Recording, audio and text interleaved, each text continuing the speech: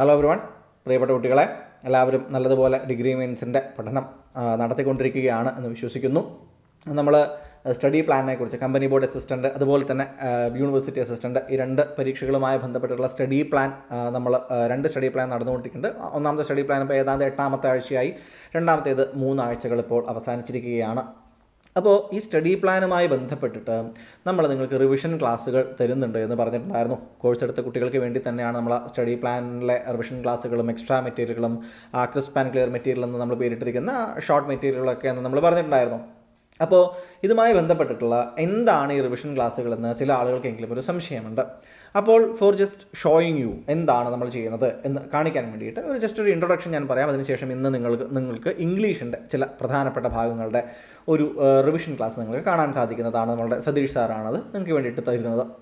അതായത് നമ്മളുടെ ഒരു കൺസെപ്റ്റ് എന്താണെന്ന് വെച്ച് കഴിഞ്ഞാൽ, ഒരാഴ്ച നിങ്ങൾ പഠിക്കുന്നു, അതിലെ ഇപ്പോൾ ഇംഗ്ലീഷ്, മലയാളം അല്ലേ, അങ്ങനെ ചില ഭാഗങ്ങൾ, മാത്സ് ആൻഡ് മെൻ്റൽ എബിലിറ്റി, ഇത്തരം ഭാഗങ്ങൾ നിങ്ങൾ വെറുതെ വീണ്ടും കുറേ തിയറി വായിക്കുക എന്നതിലുപരിയായിട്ട് നിങ്ങൾ ചെയ്യേണ്ടത് ഏറ്റവും പ്രധാനപ്പെട്ട കൺസെപ്റ്റുകൾ മനസ്സിലാക്കുകയും അവയുമായി ബന്ധപ്പെട്ട ചോദ്യങ്ങൾ ചെയ്യുകയുമാണ് നിങ്ങൾ ചെയ്യേണ്ടത്.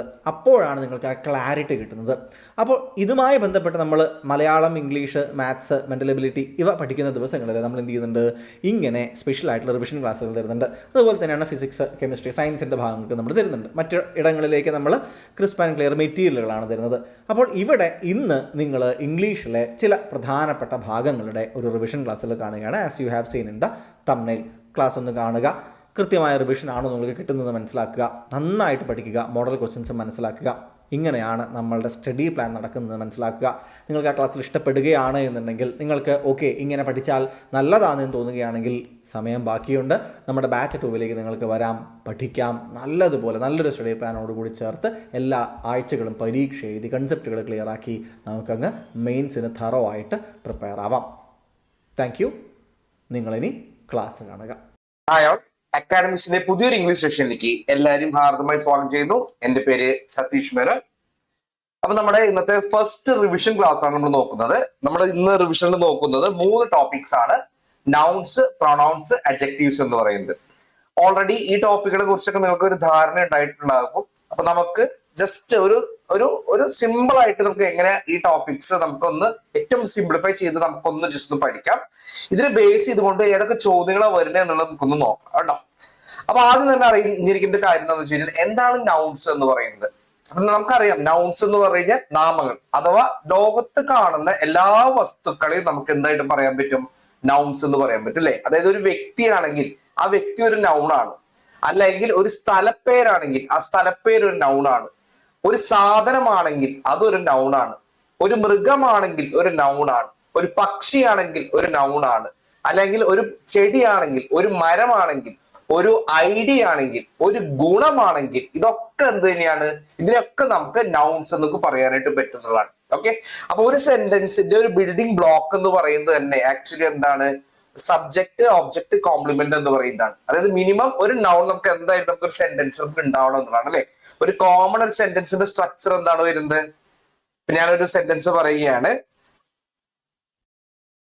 ഐ കിൽഡ് രാം എന്ന് പറയാണ് അല്ലെ? അപ്പൊ ഇതിൽ കോമൺ ആയിട്ട് വരുന്ന ഒരു സെന്റൻസ് സ്ട്രക്ചർ എന്താണ് പറയുന്നത്?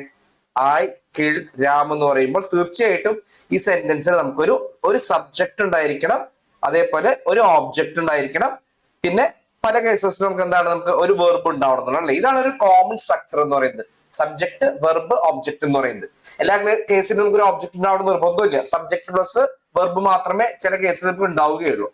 അപ്പൊ എന്താണ് ഒരു നൗൺ എന്ന് പറഞ്ഞു കഴിഞ്ഞാൽ, കൃത്യമായിട്ട് പേരുകൾ ഉണ്ട് എങ്കിൽ അതിനൊക്കെ നമുക്ക് എന്ത് പറയാൻ പറ്റും? നമുക്ക് നൗൺസ് എന്ന് നമുക്ക് പറയാനായിട്ട് പറ്റുന്നുള്ളൂ അല്ലെ? അപ്പൊ ഇതിന്റെ ഒരു എക്സാമ്പിൾ പറയുകയാണെങ്കിൽ, ഒരു പേഴ്സൺ എന്ന് പറഞ്ഞു കഴിഞ്ഞാൽ രാം എന്ന് പറയാണ്, രാം എന്ന് പറഞ്ഞു കഴിഞ്ഞാൽ ഒരു നൗൺ ആണ് അല്ലെ? അല്ലെങ്കിൽ സതീഷ് എന്ന് പറയാണ്, ഇതൊക്കെ ഒരു നൗണാണ്. ഓക്കെ, അപ്പൊ ഈ നൗണുകൾ നമുക്ക് എന്ത് ചെയ്യാൻ പറ്റും? നമുക്ക് അതിന്റെ അടിസ്ഥാനപരമായിട്ട് അതിന് നമുക്ക് പല ടൈപ്പുകളായിട്ട് നമുക്ക് അതിനെ ഡിവൈഡ് ചെയ്യാൻ പറ്റുന്നതാണ് അല്ലെ? അപ്പൊ ഓരോ ടൈപ്പും നമുക്ക് ഇവിടെ ഒന്ന് ജസ്റ്റ് ഒന്ന് റിവൈസ് ചെയ്ത് പോവാം. ആദ്യമായിട്ട് നമ്മൾ പഠിക്കുന്നത് കോമൺ നൗൺ എന്നുള്ളതാണ് അല്ലെ? First type common noun. എന്താണ് കോമൺ നൗൺ എന്ന് പറയുന്നത്? കോമൺ നൗൺ എന്ന് പറയുന്നത് സാധാരണ നമ്മൾ ആളുകൾക്കും സ്ഥലങ്ങൾക്കും വസ്തുക്കൾക്ക് കൊടുക്കുന്ന ഒരു പേരാണ്. പക്ഷെ ഒരു പ്രത്യേകമായിട്ട് അവിടെ പേരുണ്ടാവുന്നില്ല എന്നതാണ് കോമൺ നൗൺ എന്ന് പറയുന്നത്. ഉദാഹരണം ഇപ്പൊ ഞാൻ പറയാണ്, ഒരു സിറ്റി എന്ന് പറയാണ്, അതൊരു കോമൺ നൗൺ ആണ്. പക്ഷെ ആ സിറ്റിയെ ഞാൻ പറയാണ് ട്രിവാൻഡ്രം സിറ്റി എന്ന് പറഞ്ഞു കഴിഞ്ഞാൽ ആ സിറ്റിക്ക് ഞാനൊരു പേര് കൊടുത്തു എന്നുള്ളതാണ്. അങ്ങനെ കൃത്യമായിട്ടുള്ള പേര് വന്നു കഴിഞ്ഞാൽ അതിന് നമ്മൾ എന്ത് പറയും? പ്രോപ്പർ നൗൺ എന്ന് പറയും നമ്മൾ. പേരില്ല എങ്കിൽ, കൃത്യമായിട്ടുള്ള പേരില്ലെങ്കിൽ അതൊരു കോമൺ നൗൺ ആണ് അല്ലെ. അപ്പൊ മാൻ എന്ന് പറഞ്ഞു കഴിഞ്ഞാൽ കോമൺ നൗൺ ആണ്. പക്ഷെ ആ മാനിന് പേര് കൊടുക്കാണ്, രമേശ് എന്ന് പറഞ്ഞ് പേര് കൊടുത്തു കഴിഞ്ഞാൽ അതൊരു പ്രോപ്പർ നൗൺ ആണ് അല്ലെ. ബുക്ക് എന്ന് പറഞ്ഞു കഴിഞ്ഞാൽ കോമൺ നൗൺ ആണ്. ബുക്കിന് ഞാനൊരു പേര് കൊടുക്കുകയാണ്, ഗളിവേഴ്സ് ട്രാവൽസ് എന്ന് പറഞ്ഞൊരു പേര് കൊടുക്കുകയാണ്, അതൊരു പ്രോപ്പർ നൗൺ ആണ്. ടീച്ചർ എന്ന് പറഞ്ഞു കഴിഞ്ഞാൽ അതൊരു കോമൺ നൗൺ ആണ്. എന്നാൽ ടീച്ചർക്ക് ഞാൻ ഒരു പേര് കൊടുക്കുകയാണ്, രഞ്ജിനി ടീച്ചർ എന്ന് പറഞ്ഞ പേര് കൊടുക്കുകയാണ് അല്ലെ. അപ്പൊ അതെന്തായി? അതൊരു പ്രോപ്പർ നൗൺ ആണ് അല്ലെ. അപ്പൊ കോമൺ നൗൺ എന്ന് പറഞ്ഞു കഴിഞ്ഞാൽ വ്യക്തമായിട്ടുള്ള പേരില്ലാത്തതിനെ നമുക്ക് കോമൺ നൗൺ എന്ന് പറയാൻ പറ്റും. പ്രോപ്പർ നൗൺ എന്ന് പറയുന്നതാണ് സ്പെസിഫിക് നെയിം ഉള്ള തന്നെയാണ് നമ്മൾ പ്രോപ്പർ നൗൺ എന്ന് നമ്മൾ പറയുന്നത്. ഇപ്പൊ അവിടെ എക്സാമ്പിൾസ് പറഞ്ഞിട്ടുണ്ട്, കൊച്ചി, അല്ലെങ്കിൽ ഗംഗ, റിവർ ഗംഗ എന്ന് പറയാം അല്ലെ, അല്ലെങ്കിൽ എവറസ്റ്റ് എന്നൊക്കെ പറഞ്ഞു കഴിഞ്ഞാൽ എന്താണ് പ്രോപ്പർ ആയിട്ട് നെയിം വരുന്നുണ്ട്. അല്ലെങ്കിൽ എന്ത് പറയാം? ഇന്ത്യ എന്ന് പറയാൻ പറ്റും. അപ്പൊ സ്ഥലപ്പേരുകളോ മൃഗങ്ങളുടെ പേരുകളോ ഇതിനൊക്കെ നമുക്ക് പ്രോപ്പർ ആയിട്ട് നെയിം ഉണ്ടെങ്കിൽ പ്രോപ്പർ നൗൺ എന്ന് പറയാൻ പറ്റും. അപ്പൊ അങ്ങനെയാണെങ്കിൽ നിങ്ങളോട് ചോദ്യം ചോദിക്കട്ടെ, ആനിമൽ എന്ന് പറഞ്ഞു കഴിഞ്ഞാൽ കോമൺ നൗൺ ആണോ പ്രോപ്പർ നൗൺ ആണോ?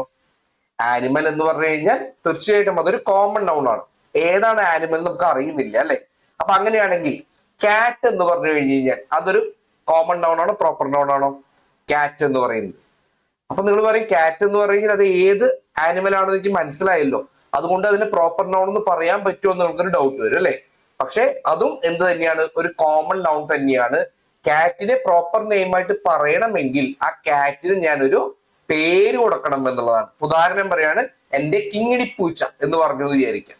കിങ്ങിണി എന്ന് പറഞ്ഞു കഴിഞ്ഞാൽ അതൊരു പ്രോപ്പർ നൗൺ ആണ്. അല്ലാതെ പൂച്ച എന്ന് പറഞ്ഞു കഴിഞ്ഞാൽ അതൊരു കോമൺ നൗൺ ആണെന്ന് മനസ്സിലാക്കി വെക്കാം. ക്ലിയർ ആണ്. അതേപോലെ തന്നെ വരുന്ന നമ്മുടെ ഒരു അടുത്തൊരു ടൈപ്പാണ് കോൺക്രീറ്റ് നൗൺസ് എന്ന് പറയുന്നത്. എന്താണ് കോൺക്രീറ്റ് നൗൺസ്?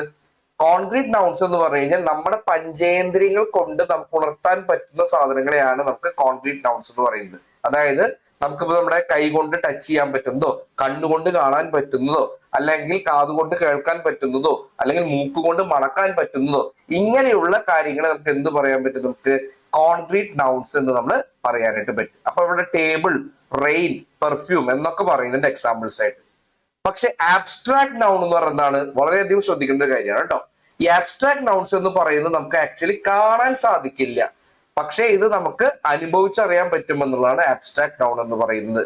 എക്സാമ്പിൾ പറയുകയാണെങ്കിൽ ക്വാളിറ്റീസ്, ഗുണങ്ങളൊക്കെ ഉണ്ടല്ലോ, ആ ഗുണങ്ങളെയൊക്കെ നമുക്ക് എന്തായിട്ട് പറയാൻ പറ്റും? ആബ്സ്ട്രാക്ട് നൗൺ എന്ന് പറയാൻ പറ്റും. ഒരു ഉദാഹരണം പറയുകയാണെങ്കിൽ നിങ്ങളുടെ പ്രണയം എന്ന് പറയുകയാണ് അല്ലെ. പ്രണയം എന്നുള്ളൊരു വികാരം അത് നമുക്ക് കാണാൻ പറ്റില്ല അല്ലെ. പ്രണയം എന്നുള്ള വികാരം ഉള്ളിലുള്ളതാണ്, അത് നമുക്ക് എന്താണെന്ന് അറിയില്ല, പക്ഷെ അത് നമുക്ക് അനുഭവിച്ചറിയാൻ പറ്റുന്നതാണ്. അതുകൊണ്ട് അതൊരു ആബ്സ്ട്രാക്ട് നൗൺ ആണ്. പുഞ്ചിരി എന്ന് പറഞ്ഞു കഴിഞ്ഞാൽ അതൊരു ആബ്സ്ട്രാക്ട് നൗൺ ആണ്. ധൈര്യം എന്ന് പറഞ്ഞു കഴിഞ്ഞാൽ അതൊരു ആബ്സ്ട്രാക്ട് നൗൺ ആണ്. പേടി എന്ന് പറഞ്ഞു കഴിഞ്ഞാൽ അതൊരു ആബ്സ്ട്രാക്ട് നൗൺ ആണ്. ഓക്കെ. പ്രണയം അല്ലെങ്കിൽ ഒരാളോട് ഈർഷ്യ, ദേഷ്യം, ഇതൊക്കെ എന്താണ്? ആബ്സ്ട്രാക്ട് നൗൺ ആണ്. ഫ്രീഡം, സ്വാതന്ത്ര്യം എന്ന് പറഞ്ഞു കഴിഞ്ഞാൽ അതൊരു ആബ്സ്ട്രാക്ട് നൗൺ അല്ലെ. എന്താണ് സ്വാതന്ത്ര്യം എന്നുള്ളത് നമുക്ക് അങ്ങനെ കാണാൻ പറ്റില്ല, പക്ഷെ അത് എന്താണെന്നുള്ളത് നമുക്ക് ഫീൽ ചെയ്യാൻ പറ്റും, അനുഭവിക്കാൻ പറ്റുന്നതാണ്. അതിനെയാണ് നമ്മൾ ആബ്സ്ട്രാക്ട് നൗൺസ് എന്ന് പറയുന്നത്. ക്ലിയർ ആണ്. അങ്ങനെയാണെങ്കിൽ എന്താണ്? കളക്റ്റീവ് നൗൺസ് ആണ് അടുത്ത് പഠിക്കുന്നത്. കളക്റ്റീവ് നൗൺസ് എന്ന് പറഞ്ഞാൽ ഒന്നുമില്ല, ഒരു വ്യക്തികളുടെ കൂട്ടത്തെയോ വസ്തുക്കളുടെ കൂട്ടത്തെയോ അല്ലെങ്കിൽ മൃഗങ്ങളുടെ കൂട്ടത്തെയൊക്കെ നമ്മൾ ഒരൊറ്റ പേരിട്ട് കളക്റ്റീവായിട്ട് നമ്മൾ ഒരൊറ്റ പേരിൽ നമ്മൾ അറിയപ്പെടുന്നു എന്നുള്ളതാണ് അല്ലെ. അതിനെയാണ് നമ്മൾ കളക്റ്റീവ് നൗൺസ് എന്ന് പറയുന്നത്. ഒരു എക്സാമ്പിൾ ഞാൻ പറയുകയാണെങ്കിൽ, ഇപ്പോ പാട്ടുകാരുടെ ഒരു കൂട്ടം എന്ന് വിചാരിക്കാം. പാട്ടുകാരുടെ കൂട്ടത്തിൽ നമ്മൾ എന്താ പറയാ? നമ്മള് ടീം ഓഫ് സിംഗേഴ്സ് എന്ന് പറയോ? ഇല്ല. പാട്ടുകാരുടെ കൂട്ടത്തിൽ നമ്മൾ ക്വയർ എന്നുള്ള വാക്കാണ് നമ്മൾ യൂസ് ചെയ്യുക അല്ലെ. ക്വയർ ആണ്, സിംഗേഴ്സിന്റെ ക്വയർ ആണ്. അല്ലെങ്കിൽ കലാകാരന്മാരുടെ കൂട്ടത്തിൽ നമ്മൾ എന്ത് പറയും? നമ്മൾ ബാൻഡ് എന്ന് പറയും നമ്മൾ അല്ലെ. അല്ലെങ്കിൽ ട്രൂപ്പ് ഓഫ് ആക്ടേഴ്സ് എന്ന് പറയും. ആക്ടേഴ്സിന്റെ കൂട്ടത്തിൽ നമ്മൾ ട്രൂപ്പ് എന്ന് പറയുന്നു നമ്മൾ. അതേപോലെ തന്നെ ഇപ്പൊ ഒരു കളിക്കാരുടെ കൂട്ടമാണെന്ന് വിചാരിക്കുക, അതിൽ നമ്മൾ എന്ത് പറയും? നമ്മൾ ടീം എന്ന് പറയണു. ഇനി ബന്ധുക്കളുടെ ഒരു കൂട്ടമാണെങ്കിൽ നമ്മൾ എന്ത് പറയും? നമ്മൾ അതിൽ നമ്മൾ ഫാമിലി എന്ന് പറയും നമ്മൾ അല്ലെ. അല്ലെങ്കിൽ ഫ്ലീറ്റ് എന്ന് പറയുന്നത് അല്ലെ, കപ്പലുകളുടെ കൂട്ടം. അപ്പൊ അതിനെ നമുക്ക് കളക്റ്റീവ് നൗൺ ആയിട്ട് നമുക്ക് പറയാനായിട്ട് പറ്റും. അല്ലെങ്കിൽ ഫ്ലോക്ക് ഓഫ് ഷീപ്പ് എന്ന് പറയാനായിട്ട് പറ്റും. അപ്പൊ ഇങ്ങനെ മൃഗങ്ങളുടെയും വ്യക്തികളുടെയും ഒക്കെ കൂട്ടത്തെ നമ്മൾ ഒരുമിച്ച് ഒറ്റ പേരിൽ പറയുന്നതിനാണ് എന്ത് പറയുന്നത്? കളക്റ്റീവ് നൗൺ എന്ന് നമ്മൾ പറയുന്നത്. ക്ലിയർ ആണ്. ഇനി അതേപോലെ തന്നെ ഇമ്പോർട്ടന്റ് ആണ് കോമ്പൗണ്ട് നൗൺ എന്ന് പറയുന്നത്. പേരിൽ തന്നെ ഉണ്ടെന്നുള്ളതാണ് അല്ലെ. മിശ്രിതമാണ് കോമ്പൗണ്ട് എന്ന് പറയുന്നത്. അതായത് ഒന്നോ അതിലധികമോ വാക്കുകളെ ചേർത്തുകൊണ്ട് ഒരു വാക്ക് ഉണ്ടാക്കുകയാണെങ്കിൽ അതിനെ നമ്മൾ കോമ്പൗണ്ട് നൗൺ എന്ന് പറയുന്നു. അപ്പൊ ശരിക്കും പറയുകയാണെങ്കിൽ ഈ രണ്ട് വാക്കുകളും സെപ്പറേറ്റ് ആയിട്ട് നിലനിൽക്കുമ്പോൾ വേറെ അർത്ഥമാണ് കൊടുക്കുന്നത്. ഈ രണ്ട് വാക്കുകളും ചേർത്ത് കഴിഞ്ഞാൽ അതൊരു മൂന്നാമത്തെ അർത്ഥമാണ് അവിടെ കൊണ്ടുവരുന്നത്. അതിനെയാണ് നമ്മൾ കോമ്പൗണ്ട് നൗൺ എന്ന് പറയുന്നത്. ഓക്കെ, ഇപ്പൊ എക്സാമ്പിൾ പറയുകയാണെങ്കിൽ ടൂത്ത് എന്ന് പറയുന്ന ഒരു നൗൺ, ബ്രഷ് എന്ന് പറയുന്നത് വേറൊരു നൗണാണ്. ഇത് രണ്ടും കൂടെ ചേർത്ത് കഴിഞ്ഞാൽ എന്തായി മാറി? ടൂത്ത് ബ്രഷായി മാറി എന്നുള്ളതാണ്. ടൂത്ത് ബ്രഷ് എന്ന് പറയുന്നത് എന്താണ്? രണ്ട് സിംഗുലർ ആയിട്ടുള്ള നൗണുകളെ ചേർത്തുകൊണ്ട് ഒരു വ്യത്യസ്ത അർത്ഥം കൊടുക്കുന്നതായിട്ടുള്ള ഒരു വേർഡാണ് അല്ലെ. അതിനെയാണ് നമ്മൾ കോമ്പൗണ്ട് നൗൺ എന്ന് നമ്മൾ പറയുന്നത്. അല്ലെങ്കിൽ വർക്ക്ഷോപ്പ് എന്ന് പറയാണ്. ഇപ്പൊ വർക്ക് എന്ന് പറഞ്ഞ വേറൊരു വാക്കാണ്, ഷോപ്പ് എന്ന് പറഞ്ഞ വേറെ വാക്കാണ്. രണ്ടും കൂടെ ചേർന്ന് കഴിഞ്ഞാൽ എന്തായി മാറിയത്? വർക്ക്ഷോപ്പായി മാറിയെന്നുള്ളത് അല്ലെ. അപ്പൊ ഇങ്ങനെ രണ്ട് വാക്കുകളെ കമ്പൈൻ ചെയ്ത് പറയുന്നവയാണ് നമ്മൾ എന്ത് പറയുന്നത്? കോമ്പൗണ്ട് നൗൺസ് എന്ന് പറയുന്നത്. ക്ലിയർ ആണെന്ന് വിചാരിക്കുന്നു. അങ്ങനെയാണെങ്കിൽ ഈ നൗൺസിനെ തന്നെ നമുക്ക് അതിന്റെ എണ്ണലിനനുസരിച്ച് നമുക്ക് അതിനെ രണ്ടായിട്ട് തിരിക്കാനായിട്ട് പറ്റുന്നതാണ് അല്ലെ. എണ്ണാൻ പറ്റുന്ന നൗണുകളെ നമ്മൾ കൗണ്ടബിൾ നൗൺസ് എന്നും എണ്ണാൻ പറ്റാത്തതിനെ നമ്മൾ അൺകൗണ്ടബിൾ നൗൺസ് എന്നും നമ്മൾ പറയുമെന്നുള്ളതാണ്. ഓക്കെ, അപ്പൊ ഈ കൗണ്ടബിൾ നൗൺസിനെ ഓരോന്നിനും നമുക്ക് എണ്ണിയെടുക്കാനായിട്ട് പറ്റും അല്ലെ. ഇപ്പൊ ആടുകൾ എന്ന് പറഞ്ഞു കഴിഞ്ഞാൽ എണ്ണിയെടുക്കാൻ പറ്റും, അല്ലെങ്കിൽ പുസ്തകങ്ങൾ എന്ന് പറഞ്ഞു കഴിഞ്ഞാൽ എണ്ണിയെടുക്കാൻ പറ്റും, പെൺകുട്ടികൾ എന്ന് പറഞ്ഞു കഴിഞ്ഞാൽ എണ്ണിയെടുക്കാൻ പറ്റും, മൃഗങ്ങൾ എന്ന് പറഞ്ഞാൽ എണ്ണിയെടുക്കാൻ പറ്റും, ഓറഞ്ചുകൾ എന്ന് പറഞ്ഞു കഴിഞ്ഞാൽ എണ്ണിയെടുക്കാൻ പറ്റും. ഇങ്ങനെ എണ്ണിയെടുക്കാൻ പറ്റുന്ന എല്ലാ വസ്തുക്കളെയും നമ്മൾ എന്ത് പറയുന്നു? കൗണ്ടബിൾ നൗൺസ് എന്ന് പറയുന്നു. ഇനി ഇൻഡിവിജ്വലി നമുക്ക് എണ്ണിയെടുക്കാൻ പറ്റാത്ത വസ്തുക്കളെയാണ് നമ്മൾ എന്ത് പറയുന്നത്? അൺകൗണ്ടബിൾ അല്ലെങ്കിൽ മാസ് നൗൺസ് എന്ന് പറയുന്നത് പഠിച്ചു വയ്ക്കുക.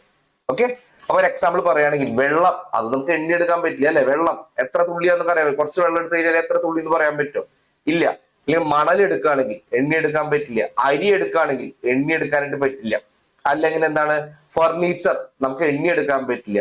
ഇൻഫർമേഷൻ നമുക്ക് എണ്ണിയെടുക്കാൻ പറ്റില്ല. സ്റ്റേഷനറി എന്ന് പറഞ്ഞു കഴിഞ്ഞാൽ അത് നമുക്ക് എണ്ണിയെടുക്കാനായിട്ട് പറ്റില്ല. മെഷീനറി എന്ന് പറഞ്ഞു കഴിഞ്ഞാൽ എണ്ണിയെടുക്കാൻ പറ്റില്ല അല്ലെ. പെട്രോൾ എന്ന് പറഞ്ഞു കഴിഞ്ഞാൽ എണ്ണിയെടുക്കാൻ പറ്റില്ല. അപ്പൊ ഇങ്ങനെ എണ്ണിയെടുക്കാൻ പറ്റാത്ത വസ്തുക്കളെയാണ് നമ്മൾ എന്ത് പറയുന്നത്? അൺകൗണ്ടബിൾ നൗൺസ് എന്ന് നമ്മൾ പറയുന്നത് എന്നുള്ളതാണ്. ക്ലിയർ ആണ്? അങ്ങനെയാണെങ്കിൽ നമുക്കൊന്ന് മുന്നോട്ട് പോവാം. ഇനി ഈ നൗൺസിനെ തന്നെ നമുക്ക് എന്തായിട്ട് ഡിവൈഡ് ചെയ്യാൻ പറ്റും? നമുക്ക് അതിന്റെ ജെൻഡർ വെച്ചിട്ട് നമുക്ക് അതിനെ ഡിവൈഡ് ചെയ്യാം എന്നാണ് ഇവിടെ പറയുന്നത് അല്ലെ. ജെൻഡർ വെച്ച് നമുക്ക് എങ്ങനെ ഡിവൈഡ് ചെയ്യാനായിട്ട് പറ്റും? നമുക്ക് നോക്കിക്കോളൂ. മാസ്കുലിൻ ജെൻഡർ, ഫെമിനിൻ ജെൻഡർ, അതേപോലെ കോമൺ, ന്യൂട്രൽ എന്ന് പറയുന്നുണ്ട് അല്ലെ. ഇപ്പൊ മെസ്കുലിൻ എന്ന് പറയുന്നത് എന്താണ്? പേര് കേട്ടാൽ തന്നെ നമുക്ക് അറിയുന്ന ഒരു കാര്യമാണ്. എന്താണ് മസ്കുലിൻ അല്ലെ? പുരുഷവർഗത്തിനെ സൂചിപ്പിക്കുന്നതാണ് മസ്കുലിൻ എന്ന് പറയുന്നത്. ഇപ്പൊ ബോയ് എന്ന് പറയുന്നു, നമുക്കറിയാം ആൺകുട്ടി. കിങ് എന്ന് പറഞ്ഞ രാജാവ് ആണാണ് അല്ലെ. ലൈൻ എന്ന് പറഞ്ഞു കഴിഞ്ഞാൽ അതും ആണാണെന്ന് നമുക്ക് അറിയാനായിട്ട് പറ്റും. അപ്പൊ അങ്ങനെ ആൺവർഗത്തിൽ വരുന്നതിനെ നമ്മൾ എന്ത് പറയും? നമ്മള് മസ്കുലിൻ ജെൻഡർ എന്ന് പറയുന്നു. ഇനി അടുത്ത് നോക്കൂ, അടുത്ത് വരുന്നത് ഫെമിനിൻ ജെൻഡർ ആണ് അല്ലെ. സ്ത്രീകളെയൊക്കെ നമുക്ക് എന്ത് പറയാൻ പറ്റും? ഫെമിനിൻ ജെൻഡർ എന്ന് പറയാൻ പറ്റും അല്ലെ.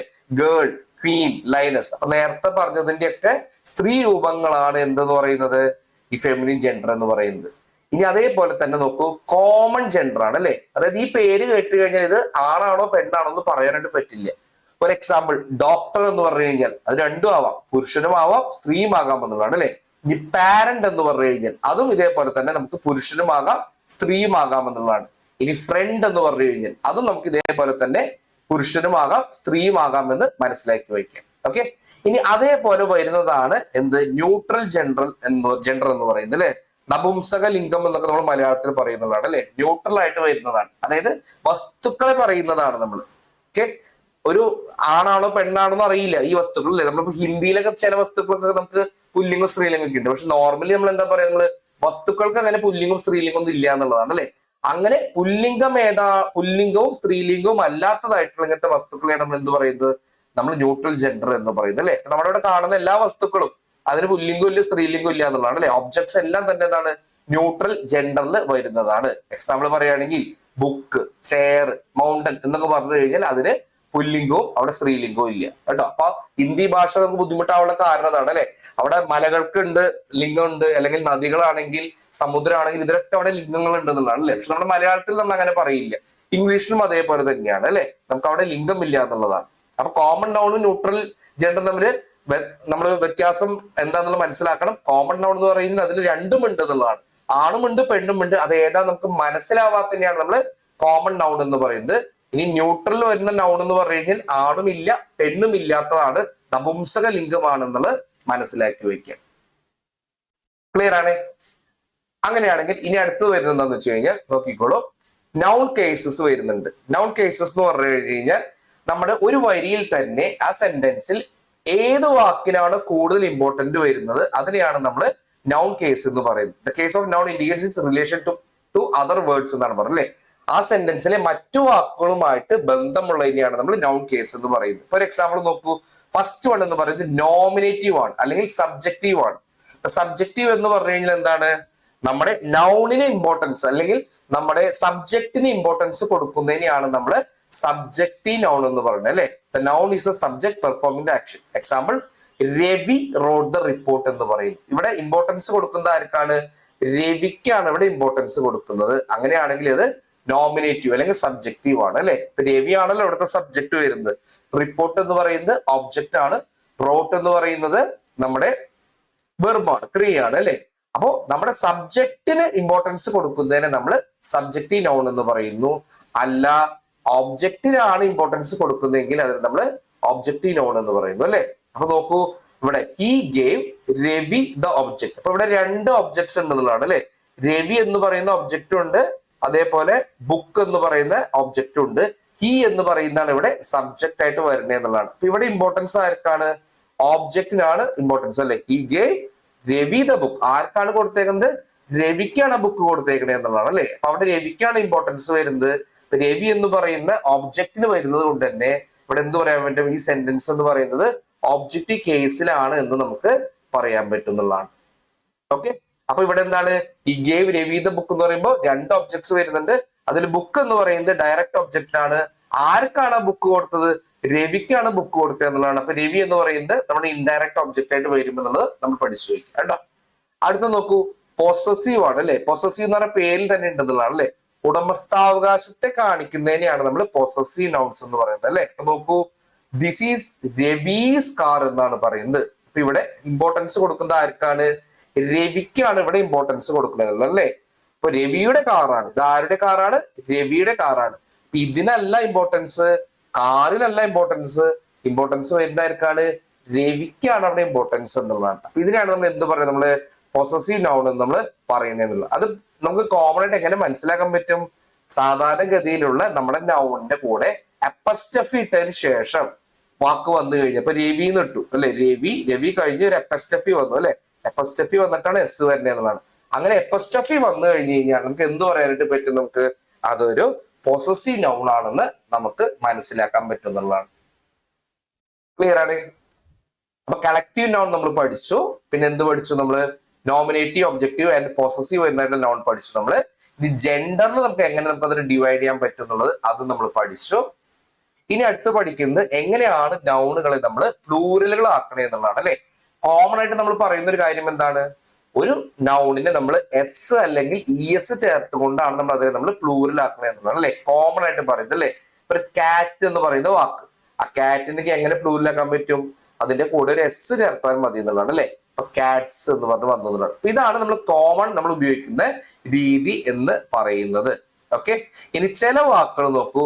ചില വാക്കുകൾ അതായത് എസ് വെച്ച് അവസാനിക്കുന്നതോ എക്സ് വെച്ച് അവസാനിക്കുന്നതോ സി എച്ച് വെച്ച് അവസാനിക്കുന്നതോ ഇസഡ് എച്ച് വെച്ച് അവസാനിക്കുന്നതോ അല്ല എങ്കിൽ ഇസഡ് വെച്ച് അവസാനിക്കുന്നതായിട്ടുള്ള വാക്കുകളാണെങ്കിൽ അതിനെ പ്ലൂറൽ ആക്കാൻ വേണ്ടി നമ്മൾ എന്താണ് ആഡ് ചെയ്യേണ്ടത്?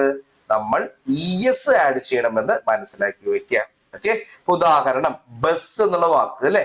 ബസ് എന്നുള്ള വാക്കിനെ നമ്മൾ എങ്ങനെയാണ് പ്ലൂറൽ ആക്കുക? നമ്മള് ബസ്സിന്റെ കൂടെ നമ്മൾ എന്ത് ചേർക്കണം? നമ്മള് ഇ എസ് ചേർക്കണം എന്നുള്ളതാണ് അല്ലെ. ബസ്സസ് എന്ന് പറഞ്ഞു കഴിഞ്ഞാൽ അത് പ്ലൂറല്. ഇനി ബോക്സ് എന്നുള്ള വാക്കാന്ന് വിചാരിക്കുക. എക്സ് വെച്ച് അവസാനിക്കുന്ന ഒരു വാക്കാണ് അല്ലെ. അതിനെ എങ്ങനെയാണ് നമ്മൾ പ്ലൂറലാക്കുന്നത്? ഇ എസ് ചേർത്തുകൊണ്ട് അല്ലെ. ബോക്സസ് എന്ന് നമ്മൾ പറയുന്നതാണ്. ഓക്കെ, ഇനി അതേപോലെ തന്നെ സി എച്ച് വെച്ച് അവസാനിക്കുന്ന ഒരു വാക്കെന്ന് വിചാരിക്കുക. സി എച്ച് വെച്ച് അവസാനിക്കുന്ന വാക്കാണ് ഈ ചർച്ച് ഇവിടെ പറയുന്നുണ്ട് അല്ലെ. അതിനെ എങ്ങനെയാണ് പ്ലൂറലാക്കുന്നത്? ഇ എസ് ചേർത്തുകൊണ്ട് ചേർച്ചസ് എന്ന് പറയുന്നതാണ്. അപ്പൊ ഇതാണ് റൂള് വരുന്നത്. നോർമൽ സ്റ്റാൻഡേർഡ് ആയിട്ടാണെങ്കിൽ നമ്മളൊരു വാക്കിന്റെ നമ്മൾ എസ് ചേർത്തുകൊണ്ട് ആക്കുന്നു. ഇനി അഥവാ നമ്മുടെ വാക്ക് അവസാനിക്കുന്നത് എസ് സി എച്ച് അതായത് എന്നുള്ള സൗണ്ട് വരികയാണെങ്കിൽ S X S H C H Z തുടങ്ങിയ അക്ഷരങ്ങളിലാണ് നമ്മുടെ വാക്ക് അവസാനിക്കുന്നതെങ്കിൽ നമ്മൾ ഇ എസ് ചേർത്തുകൊണ്ടാണ് അതിനെ പ്ലൂറൽ ആക്കേണ്ടത്. മനസ്സിലാക്കുക. ഇനി നോക്കൂ, ഇനി വൈ വെച്ച് അവസാനിക്കുന്ന ഒരു വാക്കാണെന്ന് വിചാരിക്കുക. Ending in Y but preceded by consonant.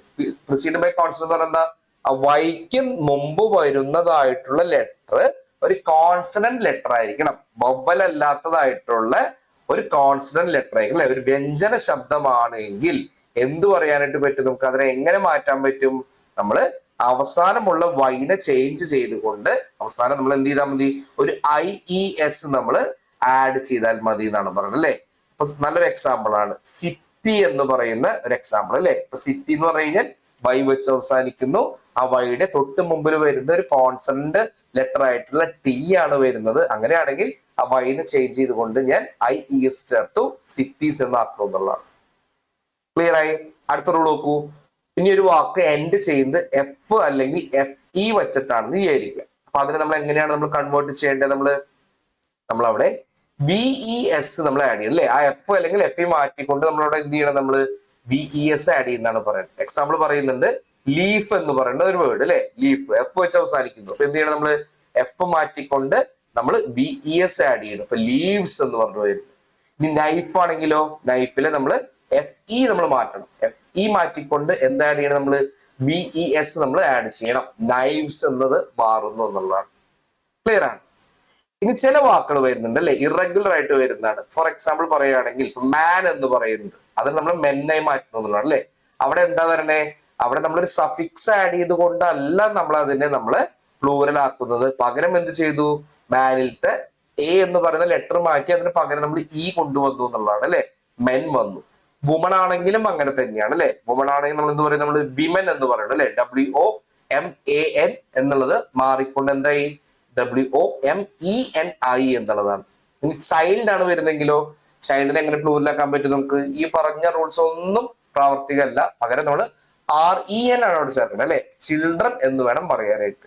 അതേപോലെ ഫുട്ട് എന്ന് പറയുന്നതിന്റെ സിംഗുലർ ഫോം എന്ന് പറയുന്നതാണ് ആ രണ്ട് ഓകൾ മാറ്റിക്കൊണ്ട് നമ്മൾ രണ്ട് ഈകൾ നമ്മൾ കൊണ്ടുവന്നു എന്നുള്ളതാണ് മനസ്സിലാക്കുക. ഫീറ്റ് ആണ് അതിന്റെ പ്ലൂറിൽ വരുന്നത്. ഇനി ചില വാക്കുകളുണ്ട് അതിന്റെ സിംഗുലറും പ്ലൂറലും എന്ന് പറയുന്നത് സെയിം തന്നെയാണ്. അതിന് നമ്മൾ ഒരിക്കലും S അല്ലെങ്കിൽ ES ഒക്കെ ചേർത്തുകൊണ്ട് നമുക്ക് പ്ലൂറലാക്കാനായിട്ട് പാടില്ല എന്ന് മനസ്സിലാക്കി വെക്കുക. നല്ലൊരു എക്സാമ്പിൾ ആണ് ഷീപ്പ് എന്ന് പറയുന്നത് കേട്ടോ. ഷീപ്പ് എന്ന് പറഞ്ഞു കഴിഞ്ഞാൽ എന്താണ്? ചെമ്മരിയാടാണ് അല്ലെ. അതിന് ഷീപ്സ് എന്ന് പറഞ്ഞ വാക്ക് ഇല്ല. അതേപോലെ തന്നെ ഡിയർ എന്ന് പറഞ്ഞ വാക്കിന് ഡിയേഴ്സ് എന്ന് പറയാൻ പാടില്ല.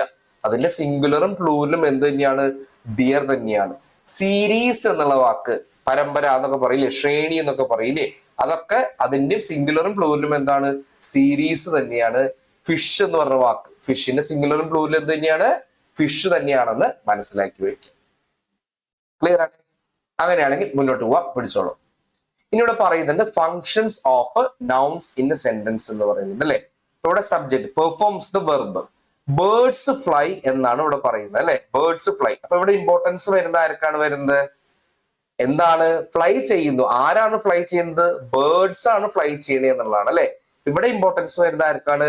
സബ്ജക്റ്റിനാണ് ഇവിടെ ഇമ്പോർട്ടൻസ് വരുന്നത്. ബേർഡ്സ് എന്ന് പറയുന്ന സബ്ജക്റ്റിന് ഇമ്പോർട്ടൻസ് വരുന്നു. ആര് ഫ്ലൈ ചെയ്യുന്നു അല്ലെങ്കിൽ എന്ത് ഫ്ലൈ ചെയ്യുന്നു? ബേർഡ്സ് ഫ്ലൈ ചെയ്യുന്നു. ഓക്കെ. അപ്പൊ ഇവിടെ എന്താണ്? സബ്ജക്റ്റിന് ഇമ്പോർട്ടൻസ് വരുന്നുണ്ട് എന്നുള്ളതാണ്. ഇനി നോക്കൂ, ഇനി ഡയറക്റ്റ് ഒബ്ജക്റ്റിന് ഇമ്പോർട്ടൻസ് വരും നോക്കാം. Receives the action of the verb. ആരാണ് ഒബ്ജക്റ്റ് എന്ന് പറയുന്നത്? സബ്ജക്റ്റ് ചെയ്യുന്ന പ്രവൃത്തി ആരിലേക്കാണോ എത്തിച്ചേരുന്നത് അയാളെയാണ് നമ്മൾ ഓബ്ജക്റ്റ് എന്ന് പറയുന്നത് അല്ലെ. ഇപ്പൊ ഞാൻ പറയാണ് ഐ ഈറ്റ് ഐസ്ക്രീം എന്ന് പറയുമ്പോൾ ഐ എന്ന് പറയുന്ന സബ്ജക്റ്റ് എവിടേക്കാണ് എത്തിച്ചേരുന്നത്? ഐസ്ക്രീമിലേക്കാണ് എത്തിച്ചേരുന്നത് എന്നുള്ളത് അല്ലെ. അപ്പൊ ഐസ്ക്രീം ആണ് നമ്മുടെ ഒബ്ജക്റ്റ് ആയിട്ട് വരുന്നത്. അപ്പൊ അങ്ങനെ ഇവിടെ ഒരു എക്സാമ്പിൾ പറയുന്നത് ഷീ ബോട്ട് എ പെൻ എന്ന് പറയുന്നു. അവൾ എന്താണ് വാങ്ങിയത്? അവളൊരു പെന്നാണ് വാങ്ങിയത്. ആരാണ് പെൻ വാങ്ങിയതെന്നല്ല ഇവിടെ ഇമ്പോർട്ടൻസ് വരുന്നത് അല്ലെ.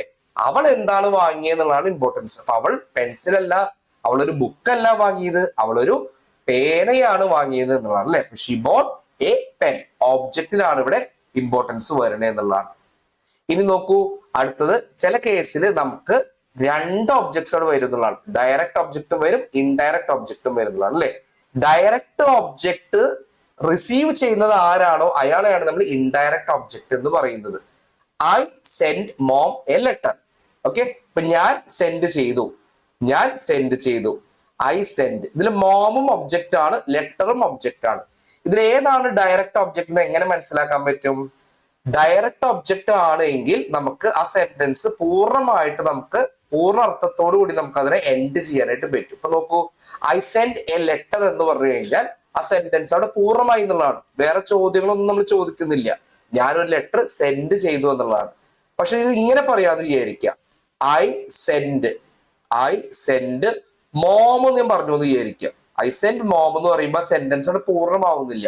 നിങ്ങൾ എന്നോട് ചോദിക്കും മോമിന് എന്താണ് സെൻഡ് ചെയ്തത് എന്നുള്ളത് ചോദിക്കും അല്ലെ.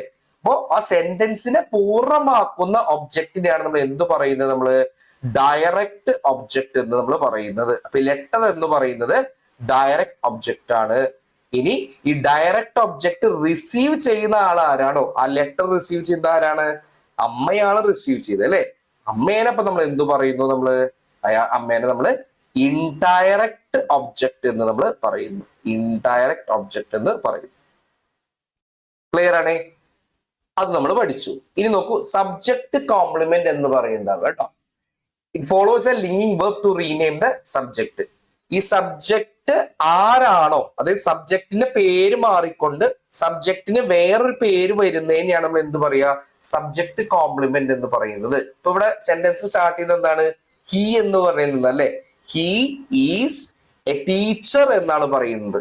ഇപ്പൊ ഹി എന്ന് മാത്രം പറയുമ്പോൾ നിങ്ങൾക്ക് അത് ആരാണെന്ന് മനസ്സിലാവുന്നില്ല അല്ലെ, ഏതോ ഒരു വ്യക്തിയാണെന്നുള്ളതാണ്. ആ വ്യക്തി ആരാണെന്ന് ഞാൻ വ്യക്തമാക്കി കഴിഞ്ഞാൽ, അതായത് ഹി എന്ന് പറയുന്ന സബ്ജക്റ്റ് ആരാണെന്ന് നിങ്ങൾക്ക് ഞാൻ വ്യക്തത തന്നു കഴിഞ്ഞാൽ, ആ വ്യക്തത തരുന്ന വാക്കിനെയാണ് നമ്മൾ എന്ത് പറയുന്നത്, സബ്ജക്ട് കോംപ്ലിമെന്റ് എന്ന് നമ്മൾ പറയുന്നത്. അപ്പൊ ഹി ഈസ് എ ടീച്ചർ ആണ്, അയാൾ ഒരു ടീച്ചറാണ്. അപ്പൊ ടീച്ചർ എന്ന് പറയുന്നതാണ് നമ്മുടെ കോംപ്ലിമെന്റ്.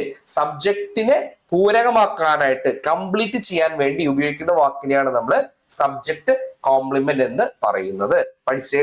അടുത്ത് നോക്കൂ, ഓബ്ജക്ട് ഓഫ് പ്രിപ്പോസിഷൻ. ഒരു പ്രിപ്പോസിഷന് പിന്നാലെ വരുന്ന ഒബ്ജക്റ്റിനെയാണ് നമ്മൾ ഒബ്ജക്ട് ഓഫ് പ്രിപ്പോസിഷൻ എന്ന് പറയുന്നത് അല്ലെ. പ്രിപ്പോസിഷൻ എന്ന് പറയുന്നത് എന്താണ് വരുന്നത്, ഇടയിൽ, അടിയിൽ, മുകളിൽ, താഴെ, അപ്പുറത്ത്, ഇപ്പുറത്ത് എന്നൊക്കെ പറയുന്നതാണ് നമ്മുടെ പ്രിപ്പോസിഷൻ എന്ന് പറയുന്നത് അല്ലെ. അണ്ടർ, എബോവ്, ബിലോ എന്നൊക്കെ പറയുന്നതാണ് നമ്മുടെ ഓൺ, ഇൻ എന്നൊക്കെ പറയുന്നതാണ് പ്രിപ്പോസിഷൻ. ഓക്കെ, ഈ സെന്റൻസിൽ ഏതാണ് പ്രിപ്പോസിഷൻ, ദ കാറ്റ് സബ്ജക്ട് അല്ലെ. ദ കാറ്റ് ഈസ് എന്ന് പറഞ്ഞു കഴിഞ്ഞാൽ വെർബാണ്. അണ്ടർ എന്ന് പറയുന്നതാണ് പ്രിപ്പോസിഷൻ ആണ് അല്ലെ. പൊസിഷനെ കാണിക്കാൻ ഉപയോഗിക്കുന്നതിനെയാണ് നമ്മൾ പ്രിപ്പോസിഷൻ എന്ന് നമ്മൾ പറയുന്നത്. എവിടെയാണ് ഇവനുള്ളത്, ഏത് സ്ഥലത്താണ് ഇവൻ ഒളിഞ്ഞിരിക്കുന്നത്, അണ്ടർ ദ ടേബിൾ ആണ് അല്ലെ. ഈ ടേബിളിൽ നമ്മൾ എന്ത് പറയുന്നത്, ഇതിനെ നമ്മൾ ഒബ്ജക്ട് ഓഫ് പ്രിപ്പോസിഷൻ എന്ന് പറയുന്നു. അതായത് ആ സാധനത്തിന്റെ, ആ സബ്ജക്റ്റിന്റെ പൊസിഷൻ കാണിക്കാൻ വേണ്ടി ഉപയോഗിക്കുന്ന ഒബ്ജക്റ്റിനെയാണ് നമ്മൾ ഒബ്ജക്ട് ഓഫ് പ്രിപ്പോസിഷൻ എന്ന് പറയുന്നത് അല്ലെ. ദ കാറ്റ് എന്ന് പറയുന്ന സബ്ജക്റ്റിന്റെ പൊസിഷൻ എവിടെയാണ്, അണ്ടർ ആണ് അല്ലെ. എന്തിന്റെ അണ്ടർ ആണ്, ടേബിളിന്റെ അണ്ടർ ആണ് അല്ലെ. അപ്പൊ ടേബിളിൽ നമ്മൾ എന്ത് പറയുന്നു, നമ്മള് ഒബ്ജക്ട് ഓഫ് പ്രിപ്പോസിഷൻ എന്ന് നമ്മൾ പറയുന്നു എന്നുള്ളതാണ്. ക്ലിയർ ആണ്? അപ്പൊ ഈ പഠിച്ച പാഠഭാഗങ്ങളെ ബേസ് ചെയ്തുകൊണ്ട് ഒരു ചെറിയ ടെസ്റ്റ് ഞാൻ ഇവിടെ തരാം. നിങ്ങൾ ജസ്റ്റ് ഇതൊന്ന് നിങ്ങളൊന്ന് ട്രൈ ചെയ്യുക. 5 ക്വസ്റ്റ്യൻസ് ഇവിടെ ഉണ്ട്. ഈ 5 ക്വസ്റ്റ്യൻസിന് എന്താ ആൻസർ വരുന്നത് നോക്കിയിട്ട് നിങ്ങളൊന്ന് കമന്റ് ചെയ്യുക കേട്ടോ. അപ്പൊ which of the following words is an example of an abstract noun എന്ന് പറയുന്നത്. അപ്പൊ ആബ്സ്ട്രാക്ട് നൗൺ എന്ന് പറയുന്നത് എന്താണ്, നമുക്ക് ഫീൽ ചെയ്യാൻ പറ്റുന്നതാണ് അല്ലെ, പക്ഷെ നമുക്ക് ഡയറക്റ്റ് കാണാനായിട്ട് പറ്റില്ല. അപ്പൊ അത് ഏതാണെന്ന് ഇതിൽ നിന്ന് നിങ്ങൾ കണ്ടുപിടിക്കുക എന്നുള്ളതാണ്. ഇനി അടുത്തത്, which sentence correctly uses an uncountable noun. ഇതിന് താഴെ പറയുന്നതിൽ അൺകൗണ്ടബിൾ നൗൺ കറക്റ്റ് ആയിട്ട് യൂസ് ചെയ്യുന്ന ആരാണെന്ന് പറയുന്നു. അൺകൗണ്ടബിൾ നൗൺ എന്ന് പറഞ്ഞാൽ എണ്ണാൻ പറ്റാത്തതാണ്, അതിനെയാണ് അൺകൗണ്ടബിൾ നൗൺ എന്ന് പറയുന്നത്. ഓക്കെ, ശ്രദ്ധിക്കുക. പക്ഷെ ചില വാക്കുകൾ പ്ലൂവറിൽ ഇല്ല എന്ന് ഞാൻ പറഞ്ഞു തന്നു അല്ലെ, അപ്പൊ അത് തെറ്റാണ്. അപ്പൊ പ്ലൂവറിൽ വരാത്തതായിട്ടുള്ള എന്നാൽ എണ്ണാൻ പറ്റാത്ത വാക്കുകളാണ് നമ്മുടെ അൺകൗണ്ടബിൾ നൗൺ എന്ന് പറയുന്നത്. കണ്ടുപിടിക്കുക. ക്ലിയർ ആണേ? അടുത്ത നോക്കൂ, what is the correct plural from the word shelf. ഷെൽഫിന്റെ പ്ലൂറൽ എന്താണെന്നുള്ളത് കണ്ടുപിടിക്കുക. ക്ലാസ് നന്നായിട്ട് ശ്രദ്ധിച്ചിട്ടുണ്ടെങ്കിൽ ഇതിന്റെ ആൻസർ നമുക്ക് ചെയ്യാനായിട്ട് പറ്റും. സെയിം ക്വസ്റ്റ്യൻ തന്നെയാണ്. ഇനി in the sentence the manager send the team A detail email. ഇതിൽ ഏതാണ് the function of the word team. ഈ ടീം എന്ന് പറയുന്നത് ഇതിൽ എന്താണെന്ന് കണ്ടുപിടിക്കുക കേട്ടോ. ടീം എന്ന് പറയുന്നത് എന്താണെന്ന് കണ്ടുപിടിക്കുക. സബ്ജക്റ്റ് ആണോ, ഡയറക്റ്റ് ഒബ്ജക്റ്റ് ആണോ, ഇൻഡയറക്റ്റ് ഒബ്ജക്റ്റ് ആണോ, ഒബ്ജക്ട് ഓഫ് പ്രിപ്പോസിഷൻ ആണോ എന്ന് കണ്ടുപിടിക്കുക. അടുത്ത് നോക്കൂ, which option correctly express the possessive form of the phrase the house belonging to my parents എന്നാണ് പറയുന്നത് അല്ലെ. പൊസസീവ് എന്ന് പറയുന്നത് എന്താണ്, ഉടമസ്ഥാവകാശത്തെ സൂചിപ്പിക്കുന്നതിനെയാണ് നമ്മൾ പൊസസീവ് എന്ന് പറയുന്നത്.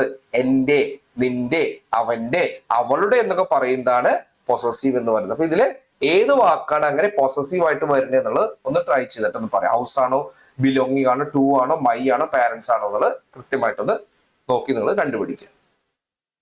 ക്ലിയർ ആണ്? അപ്പൊ ഇത്രയാണ് നമുക്ക് നമ്മുടെ നൗൺസ് എന്ന് പറഞ്ഞ ഭാഗത്ത് നിന്ന് വരുന്ന ഒരു ബേസ് ആയിട്ടുള്ള കാര്യങ്ങൾ എന്ന് പറയുന്നത്.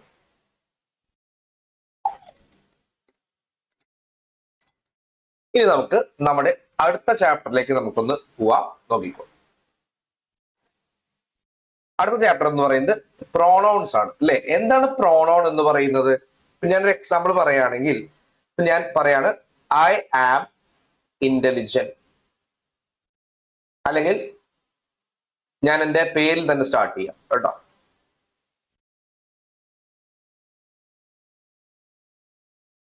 ഞാൻ പറയാണ് Satish is intelligent. Satish is smart. അല്ലെങ്കിൽ സതീഷ് ഈസ് ലേസി എന്നൊക്കെ പറഞ്ഞു വിചാരിക്കുക. എല്ലാ സെന്റൻസിലും എന്റെ ഗുണങ്ങളെ കാണിക്കാൻ വേണ്ടി ഞാൻ ഇവിടെ സതീഷ് എന്ന് പറയേണ്ട ആവശ്യമുണ്ടോ? ഇല്ല. ആദ്യത്തെ വാക്കിൽ നിന്ന് തന്നെ നമുക്ക് മനസ്സിലായി സതീഷ് എന്ന് പറഞ്ഞ വ്യക്തിയെ കുറിച്ചാണ് പറയണേന്നാണ്. ഇപ്പൊ സതീഷ് ഈസ് ഇന്റലിജന്റ് എന്ന് പറഞ്ഞു കഴിഞ്ഞാൽ തന്നെ നമുക്ക് മനസ്സിലായി. ഇനി അടുത്ത വാചകം തൊട്ട് നിങ്ങൾ എന്ത് ഉപയോഗിച്ചാൽ മതി? നിങ്ങള് സതീഷിന് പകരം നിൽക്കുന്ന വാക്കിന് ഉപയോഗിച്ചാൽ മതി എന്നുള്ളത് അല്ലെ. സതീഷ് എന്ന് പറയുന്നത് ഒരാളായതുകൊണ്ട് നമ്മൾ എന്ത് ഉപയോഗിക്കും? നമ്മൾ അവിടെ ഹീ എന്നുള്ള വാക്ക് ഉപയോഗിക്കും അല്ലെ. അപ്പൊ ഹീ സ്മാർട്ട് എന്ന് പറഞ്ഞാൽ മതി. മൂന്നാമത്തെ വാചകത്തിലോ അവിടെയും ഇതേപോലെ തന്നെ വീണ്ടും സതീഷിന്റെ ആവശ്യമില്ല. അതിന് പകരം നമ്മൾ ഹീ എന്ന് പറയുന്ന ഒരു വാക്കിനെ അവിടെ കൊണ്ടുവരുന്നതാണ്. അപ്പൊ അങ്ങനെ നമ്മൾ കൊണ്ടുവരുന്ന ഈ ഹീ എന്ന് പറയുന്ന വാക്ക് ആരാണ്? അയാളാണ് പ്രൊനൗൺ എന്ന് പറയുന്നത്. അതായത് എല്ലാ കേസിലും നൗണുകൾക്ക് ഭയങ്കര വർക്ക് ലോഡ് ആണല്ലേ. എല്ലായിടത്തും നൗൺ പോയി കഴിഞ്ഞാൽ ശരിയാവില്ല. നൗണിന് പകരമായിട്ട് നിൽക്കാൻ പറ്റുന്ന ആൾക്കാരെയാണ് നമ്മൾ എന്ത് പറയുന്നത്? പ്രോണൗൺ എന്ന് പറയുന്നത്. ഓക്കെ, അപ്പൊ എന്തൊക്കെയാണ് പ്രോണൗൺ എന്ന് പറയുന്നത്? ഞാൻ എന്ന് പറഞ്ഞു കഴിഞ്ഞാൽ പ്രോണൗൺ. ഐ പ്രോണൗൺ ആണ്, ഹീ പ്രോണൗൺ ആണ്, ഷീ പ്രോണൗൺ ആണ്, ദേ പ്രോണൗൺ ആണ്, ഇറ്റ് പ്രോണൗൺ ആണ്. ഓക്കെ, ഇതൊക്കെയാണ് കോമൺ ആയിട്ട് കാണുന്ന പ്രോണൗൺസ് എന്ന് പറയുന്നത്. അപ്പൊ ഇതിനെ തന്നെ നമ്മൾ first person pronoun, second person pronoun, third person pronoun എന്നൊക്കെ പറയും നമ്മൾ അല്ലെ. ഞാൻ എന്ന് പറഞ്ഞു കഴിഞ്ഞാൽ അത് ഫസ്റ്റ് പേഴ്സൺ പ്രോണൗൺ ആണ്, ഐ.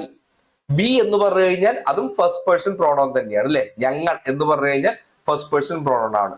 നീ എന്ന് പറഞ്ഞു കഴിഞ്ഞാൽ, യു എന്ന് പറഞ്ഞു കഴിഞ്ഞാൽ ആരാണ്? സെക്കൻഡ് പേഴ്സൺ പ്രോണൗൺ ആണ് അല്ലെ. ഫസ്റ്റ് പേഴ്സൺ പ്രോണൗൺ ആരോടാണോ സംസാരിക്കുന്നത് അയാളെയാണ് നമ്മൾ സെക്കൻഡ് പേഴ്സൺ പ്രോണൗൺ എന്ന് നമ്മൾ പറയുന്നത്. ഇനി ഈ ഫസ്റ്റ് പേഴ്സണും സെക്കൻഡ് പേഴ്സൺ പ്രോണൗണും കൂടി മൂന്നാമത് ഒരാളെ കുറിച്ച് സംസാരിക്കുമ്പോൾ ആ മൂന്നാമത്തെ വ്യക്തിനെയാണ് നമ്മൾ എന്ത് പറയുന്നത്? തേർഡ് പേഴ്സൺ പ്രോണൗൺ എന്ന് നമ്മൾ പറയുന്നത്. ഹി, ഷീ, ഇറ്റ്, ദേ എന്നൊക്കെ പറയുന്നത് എന്താണ്? തേർഡ് പേഴ്സൺ പ്രോണൗൺ ആണ്. നമ്മളിപ്പോ മലയാളത്തിൽ പറയുകയാണെങ്കിൽ ഫസ്റ്റ് പേഴ്സൺ പ്രോണൗൺ എന്ന് പറയുന്നത് ഉത്തമ പുരുഷൻ എന്ന് നമ്മൾ പറയും. നമ്മൾ സെക്കൻഡ് പേഴ്സൺ പ്രോണൗൺ എന്ന് പറയുന്നത് മധ്യമ പുരുഷൻ എന്ന് നമ്മൾ പറയും. തേർഡ് പേഴ്സൺ പ്രോണൗൺ എന്ന് പറയുന്നത് പ്രഥമ പുരുഷൻ എന്ന് നമ്മൾ പറയുന്നുണ്ട് കേട്ടോ. ഇത്രയും മനസ്സിലാക്കി വെക്കുക. അപ്പൊ പ്രോണൗൺ എന്ന് പറഞ്ഞാൽ ആരാണ്? നൗണിന് പകരം നിൽക്കുന്നതായിട്ടുള്ള എന്നാൽ നൗണിന്റെ എല്ലാ ഫങ്ഷൻസും ചെയ്യുന്ന ആളെയാണ് നമ്മൾ പ്രോണൗൺ എന്ന് നമ്മൾ പറയുന്നത്. ഇനി ടൈപ്സ് ഓഫ് പ്രോണൗൺ ആണ് അല്ലെ. ഇവിടെ പറയുന്നുണ്ട് പേഴ്സണൽ പ്രോണൗൺ ആണ്. പേഴ്സണൽ പ്രോണൗൺ എന്ന് പറയുന്ന വ്യക്തികളെ കാണിക്കാൻ ഉപയോഗിക്കുന്നതാണ് അല്ലെ. ഞാൻ, നീ, അവൻ, അവൾ എന്നൊക്കെ പറയുന്നത് പേഴ്സണൽ പ്രോണൗൺസ് ആണ്. അടുത്ത നോക്കൂ, പൊസസീവ് പ്രോണൗൺസ് ആണ് അല്ലെ. പൊസസീവ് പ്രോണൗൺ എന്ന് പറയുന്നത് എന്താ പറയുന്നത്? Mine, yours, is, hers, hours എന്നൊക്കെയാണ് പറഞ്ഞല്ലേ. അപ്പൊ പൊസസീവ് എന്ന് പറഞ്ഞാൽ പൊസഷനെ കാണിക്കാൻ വേണ്ടി പറയുന്നതാണ് അല്ലെ. ഒരു എക്സാമ്പിൾ ഞാൻ പറയാണ്, ദിസ് ബുക്ക് ഈസ് മൈൻ. ഈ പുസ്തകം എന്റേതാകുന്നു എന്ന് പറയാണ് അല്ലെ. ഈ മൈൻ എന്നുള്ള വാക്ക് എന്തിനാ യൂസ് ചെയ്തേക്കണേ? ഞാൻ പൊസഷനെ കാണിക്കാൻ വേണ്ടി പറഞ്ഞിരിക്കുന്നത് അല്ലെ. ഈ പുസ്തകം എന്റേതാകുന്നു. ദാറ്റ് കാർ ഈസ് യുവേഴ്സ് എന്ന് പറഞ്ഞാൽ ആ കാർ നിന്റേതാകുന്നു എന്നാണ് പറയുന്നത്. അപ്പൊ ഒരാളുടെ ഉടമസ്ഥാവകാശത്തെ കാണിക്കാൻ വേണ്ടി ഉപയോഗിക്കുന്ന പ്രൊണൗൺസിലേക്ക് നമ്മൾ പൊസസീവ് പ്രൊണൗൺസ് എന്ന് പറയുന്നു. അതിന്റെ എക്സാമ്പിൾ ആണ് ഞാൻ ഇവിടെ തന്നിരിക്കുന്നത് എന്നുള്ളതാണ്. ഇനി നോക്കൂ, ഇനി പറയുന്നത് എന്താണ്? റിഫ്ലെക്സീവ് പ്രോണൗൺ എന്നാണ് പറയുന്നത് അല്ലെ. എന്താണ് റിഫ്ലെക്സീവ് പ്രോണൗൺ എന്ന് പറയുന്നത്? റിഫ്ലെക്സീവ് പ്രോണൗൺ എന്ന് പറഞ്ഞു കഴിഞ്ഞാൽ നമ്മൾ ചെയ്യുന്നതായിട്ടുള്ള ഒരു പ്രവൃത്തി.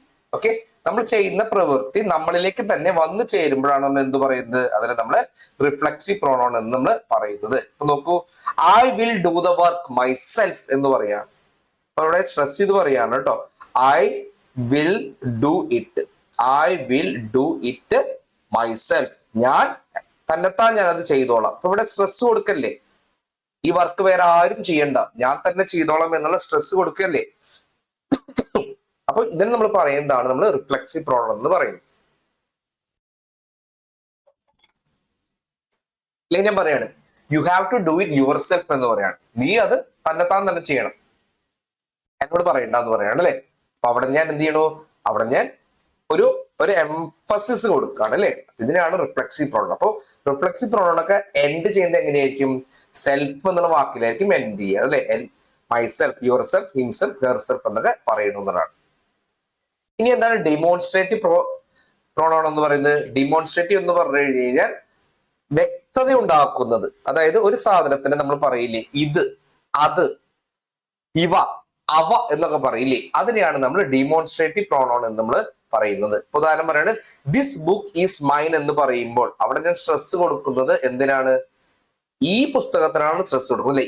ഈ പുസ്തകം എന്റേതാണ്, ഈ പുസ്തകം അല്ലെ. അപ്പൊ ഇത് എന്റേതാണ്, അത് എന്റേതാണ്, ഇവ എന്റേതാണ്, അവ എന്റേതാണെന്നൊക്കെ പറയുമ്പോൾ അതിനാണ് ഇമ്പോർട്ടൻസ് കൊടുക്കുന്നത്. ദിസ്, ദാറ്റ്, ദീസ്, ദോസ് ഒക്കെ എന്തിന് എക്സാമ്പിൾ ആണ്, ഡിമോൺസ്ട്രേറ്റീവ് പ്രോണോണിന് എക്സാമ്പിൾ ആണെന്ന് മനസ്സിലാക്കി വെക്കും. ഇനി എന്താണ് റിലേറ്റീവ് പ്രോണോൺ ആയിട്ട് വരുന്നത്? റിലേറ്റീവ് പ്രോണോൺ എന്ന് പറഞ്ഞു കഴിഞ്ഞാൽ ഒരു വാചകം നമ്മൾ പറയുമ്പോൾ തന്നെ രണ്ട് വാചകങ്ങളെ നമ്മൾ കണക്ട് ചെയ്യാൻ വേണ്ടി നമ്മൾ ചിലപ്പോൾ നമ്മൾ ഈ റിലേറ്റീവ് പ്രോണോൺസ് നമ്മൾ യൂസ് ചെയ്യാറുണ്ട് എന്നുള്ളതാണ്. അപ്പൊ ഞാൻ അതിന്റെ ഒരു എക്സാമ്പിൾ ഞാൻ പറഞ്ഞുതരാം.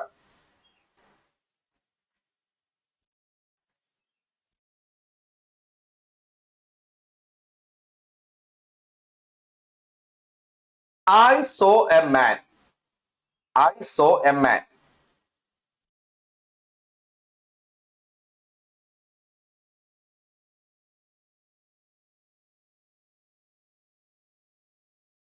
He likes coffee. He likes coffee. Okay, ഇങ്ങനെ രണ്ട് വാചകങ്ങളുണ്ടെന്ന് വിചാരിക്കാം. I saw a man. He likes coffee. ഇതിന് വേണമെങ്കിൽ എനിക്ക് എന്ത് ചെയ്യാൻ പറ്റും, എനിക്ക് ഈ പറഞ്ഞ പോലെയുള്ള ഇവിടെ തന്നിരിക്കുന്ന റിലേറ്റീവ് പ്രൊണൗൺസ് ഉപയോഗിച്ച് എനിക്ക് ഇത് വേണമെങ്കിൽ കണക്ട് ചെയ്യാനായിട്ട് പറ്റുന്നതാണ്. കാരണം എന്താ, ഇത് രണ്ടും ഒരു വ്യക്തിയെ കുറിച്ച് തന്നെയാണ് ഇവിടെ പറയണേ എന്നുള്ളത് അല്ലെ. അപ്പൊ എന്ത് പറയാം, I saw a man. I saw a man who likes coffee. Who likes coffee.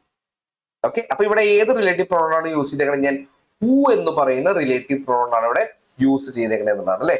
വ്യക്തികളെ കാണിക്കാൻ വേണ്ടി നമ്മൾ ഉപയോഗിക്കുന്ന റിലേറ്റീവ് പ്രൊണൗൺസ് ആണ് ഹൂ അല്ലെങ്കിൽ ഹൂം എന്ന് പറയുന്നത്. അവൻ എന്ന് കാണിക്കാൻ വേണ്ടി പറയുന്നതാണ് ഹൂ അല്ലെങ്കിൽ ഹൂം എന്ന് പറയുന്നത്. എല്ലാവർക്കും അറിയാവുന്ന കാര്യം തന്നെയാണ് അല്ലെ. ഇനി അവന്റെ എന്ന് കാണിക്കാൻ വേണ്ടി ഉപയോഗിക്കുന്ന റിലേറ്റീവ് പ്രൊണൗൺ ആണ് എന്തെന്ന് പറയുന്നത്, ഹൂസ് എന്ന് പറയുന്നത് അല്ലെ.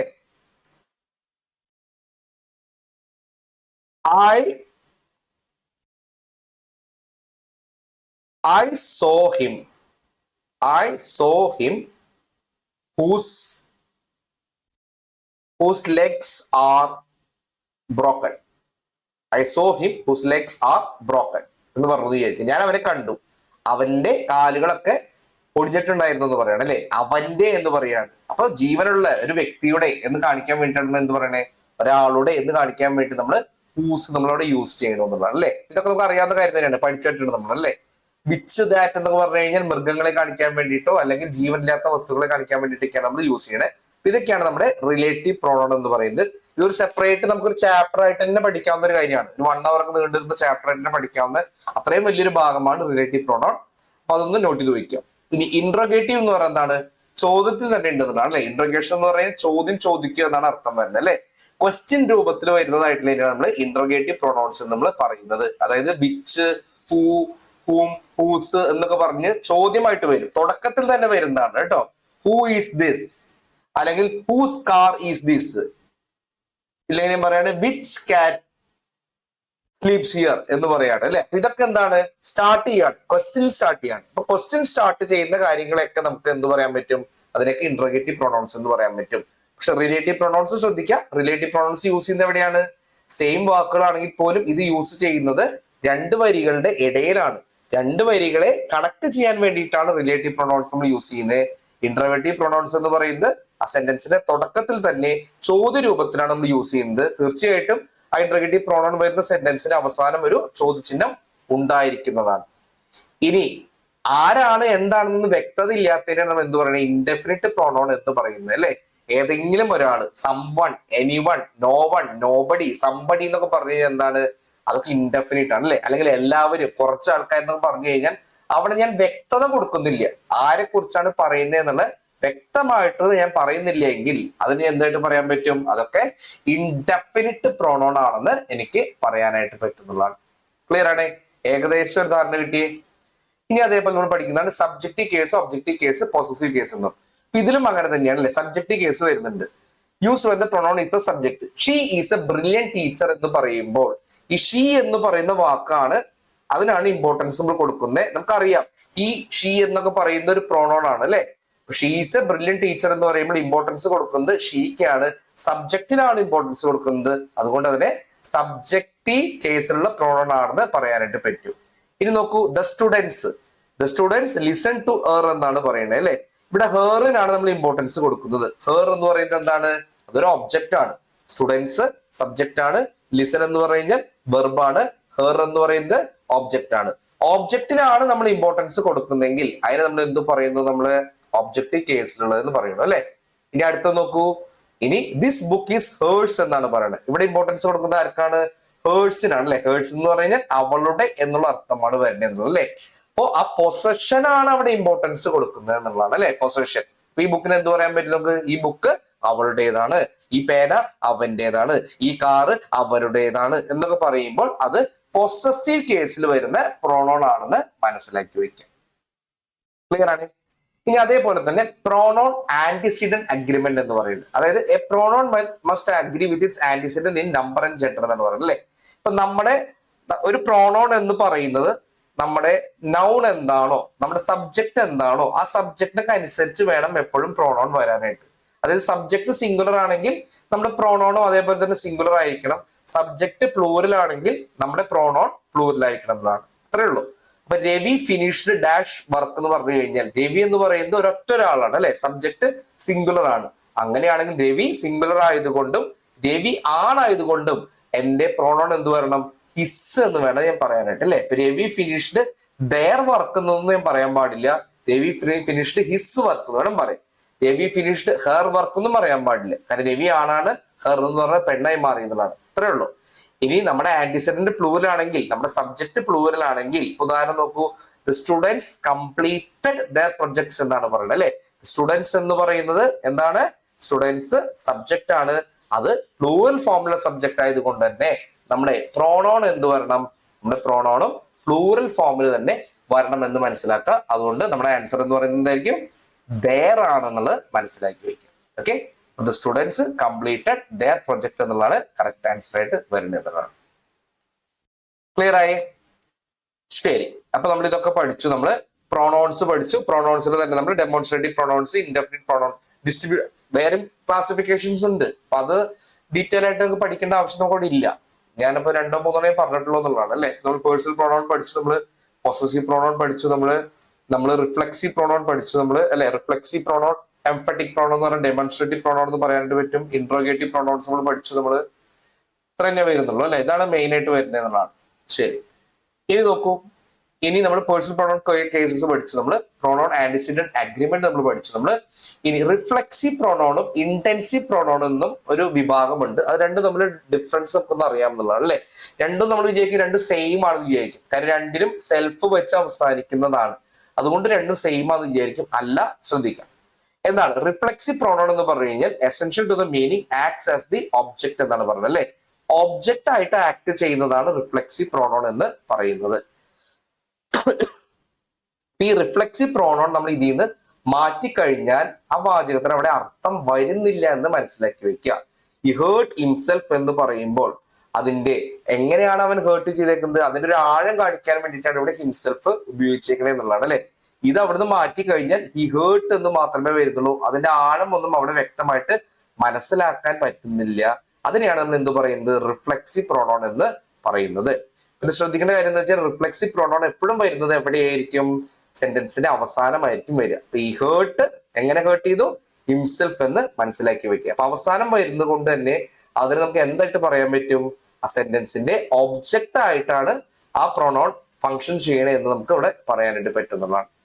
ഇനി ഇന്റൻസീവ് പ്രൊണൗൺ എന്ന് പറഞ്ഞു കഴിഞ്ഞാൽ എംഫസിസിനെ കാണിക്കാൻ വേണ്ടി പറയുന്നതാണ്, ആ പ്രോണോൺ അവിടെ ഇല്ല എങ്കിലും ആ സെന്റൻസിന്റെ അർത്ഥത്തിൽ അവിടെ പ്രത്യേകിച്ച് മാറ്റമൊന്നും വരുന്നില്ല എന്ന് മനസ്സിലാക്കി വെക്കുക. അപ്പൊ അത് നമ്മൾ എടുത്ത് റിമൂവ് ചെയ്തു എന്ന് വിചാരിക്കുക. The CEO himself sign the letter എന്നാണ് പറയുന്നത് അല്ലെ. എംഫസിസ് കാണിക്കാനാണ് പറയുന്നത്. സിഇഒ മറ്റൊരാളെ കൊണ്ട് ചെയ്യിപ്പിച്ചതല്ല, അയാൾ സ്വയമേ അയാൾ സൈൻ ചെയ്തതാണെന്ന് കാണിക്കാൻ വേണ്ടിയിട്ടാണ് പറയുന്നത്. പക്ഷെ ഈ ഹിംസെൽഫ് എന്ന് പറയുന്ന വാക്ക് അവിടുന്ന് എടുത്തു കളഞ്ഞു കഴിഞ്ഞാലും സെന്റൻസിന് വ്യത്യാസം വരുന്നില്ല. അപ്പൊ എന്താ സെന്റൻസ് വരിക? സിഇഒ സൈൻഡ് ദ ലെറ്റർ എന്ന് പറഞ്ഞു വരും. സെന്റൻസ് പൂർണ്ണമായിട്ട് മനസ്സിലാകുമെന്നുള്ളതാണ്. കോമൺ കേസസിൽ ഈ ഇന്റൻസീവ് പ്രൊണൗൺ എന്ന് പറയുന്നത് എവിടെയായിരിക്കും വരിക? സെന്റൻസിന്റെ ഇടയിലായിരിക്കും വരിക. അതുകൊണ്ട് തന്നെ നമുക്ക് എടുത്ത് തൂക്കിക്കളയാനും എളുപ്പമാണ് അല്ലെ, എടുത്ത് മാറ്റാന്നുള്ളതാണ്. അപ്പൊ ഇതാണ് ഇതിന്റെ രണ്ടും തമ്മിലുള്ള വ്യത്യാസം വരണേ. രണ്ടും കൃത്യമായിട്ട് നിങ്ങൾ മനസ്സിലാക്കി വയ്ക്കുക. അപ്പൊ ചെയ്യുന്ന ഒരു പ്രവൃത്തി, ഒരു സബ്ജക്റ്റിന്റെ പ്രവൃത്തി ഒബ്ജക്റ്റിലേക്ക് പോകുമ്പോൾ നമ്മൾ എന്ത് പറയാൻ പറ്റും? സെൽഫ് വരുന്നതിന് നമ്മൾ റിഫ്ലെക്സീവ് ആയിട്ടുള്ള പ്രോണൗൺ എന്ന് പറയുന്നു. അല്ല എങ്കിൽ സബ്ജക്ട് ചെയ്യുന്ന പ്രവൃത്തിയുടെ ആഴത്തെ കാണിക്കാൻ വേണ്ടി, അതിന്റെ ഇമ്പോർട്ടൻസിനെ കാണിക്കാൻ വേണ്ടി ഉപയോഗിക്കുന്ന വാക്കുകളാണ് ഇന്റൻസീവ് പ്രോണൗൺ എന്ന് പറയുന്നത്. ഇന്റൻസീവ് പ്രോണൗൺ എപ്പോഴും സെന്റൻസിന്റെ നടുക്കായിരിക്കും. അതുകൊണ്ട് തന്നെ അതിനെ നമുക്ക് നടുക്കുന്ന എടുത്തങ്ങോട്ട് കളഞ്ഞു കഴിഞ്ഞാലും സെന്റൻസിന്റെ അർത്ഥത്തിൽ പ്രത്യേകമായിട്ടുള്ള മാറ്റം വരുന്നില്ല എന്ന് മനസ്സിലാക്കി വയ്ക്കുക. കിട്ടിയേ? ഇതേപോലെ തന്നെ റിലേറ്റീവ് പ്രൊണൗൺസിന് ഹൂ, ഹൂം, വിച്ച്, ദാറ്റ് നോക്കാം അല്ലെ. ഈ ഹൂം, ഹൂം യൂസ് ചെയ്യുന്നത് എവിടെയാണ്? നമ്മൾ സാധാരണയായിട്ട് നമ്മൾ വ്യക്തികളെ കാണിക്കാൻ വേണ്ടിയിട്ടാണ് നമ്മൾ യൂസ് ചെയ്യുന്നത് എന്നുള്ളത്. റിലേറ്റീവ് പ്രൊണൗൺസ് നമ്മൾ അവിടെ യൂസ് ചെയ്യുന്നുണ്ടെന്നുള്ളതാണ് അല്ലെ. ഇപ്പൊ വിച്ച് എന്ന് പറയുന്നത് മൃഗങ്ങളെ കാണിക്കാൻ വേണ്ടി യൂസ് ചെയ്യുന്നു. ദാറ്റ് എന്ന് പറയുന്നത് ഒരു കോമൺ ആയിട്ടുള്ള ഒരു കാര്യമാണ് കേട്ടോ. ദാറ്റ് എന്ന് പറയുന്നത് എന്തിനും യൂസ് ചെയ്യാം നമുക്ക്. മൃഗങ്ങളെ കാണിക്കാനോ അല്ലെങ്കിൽ ജീവനില്ലാത്ത വസ്തുക്കളെ കാണിക്കാനോ മനുഷ്യരെ കാണിക്കാൻ വേണ്ടിയിട്ട് നമ്മൾ ദാറ്റ് ഉപയോഗിക്കേണ്ടതാണ് അല്ലെ. നമ്മൾ പഠിച്ചിട്ടുണ്ടായിരുന്നു സൂപ്പർലേറ്റീവ് ഡിഗ്രിയിലൊക്കെയാണ് നമ്മൾ ഒരു വ്യക്തിയെ കുറിച്ച് പറയുന്നെങ്കിൽ അവിടെ നമ്മൾ ദാറ്റ് എന്നുള്ള വാക്ക് ഉപയോഗിക്കണം എന്നൊക്കെ നമ്മൾ പഠിച്ചിട്ടുണ്ട് അല്ലെ. അതും ഡീറ്റെയിൽഡ് ആയിട്ട് തിയറിയിൽ നമുക്ക് പഠിക്കേണ്ട കാര്യങ്ങൾ തന്നെയാണ് കേട്ടോ. അപ്പൊ വിച്ച് ഈസ് ദിസ് ബുക്ക് എന്ന് ചോദിച്ചു കഴിഞ്ഞാൽ വിച്ച് എന്ന് പറയുന്നത് എന്താണ്? അതൊരു റിലേറ്റീവ് പ്രൊണൗൺ ആണ് അല്ലെ. ഒരു ജീവനില്ലാത്ത ഒരു വസ്തുവിനെ കാണിക്കാൻ വേണ്ടി ഉപയോഗിക്കുന്നതാണ്.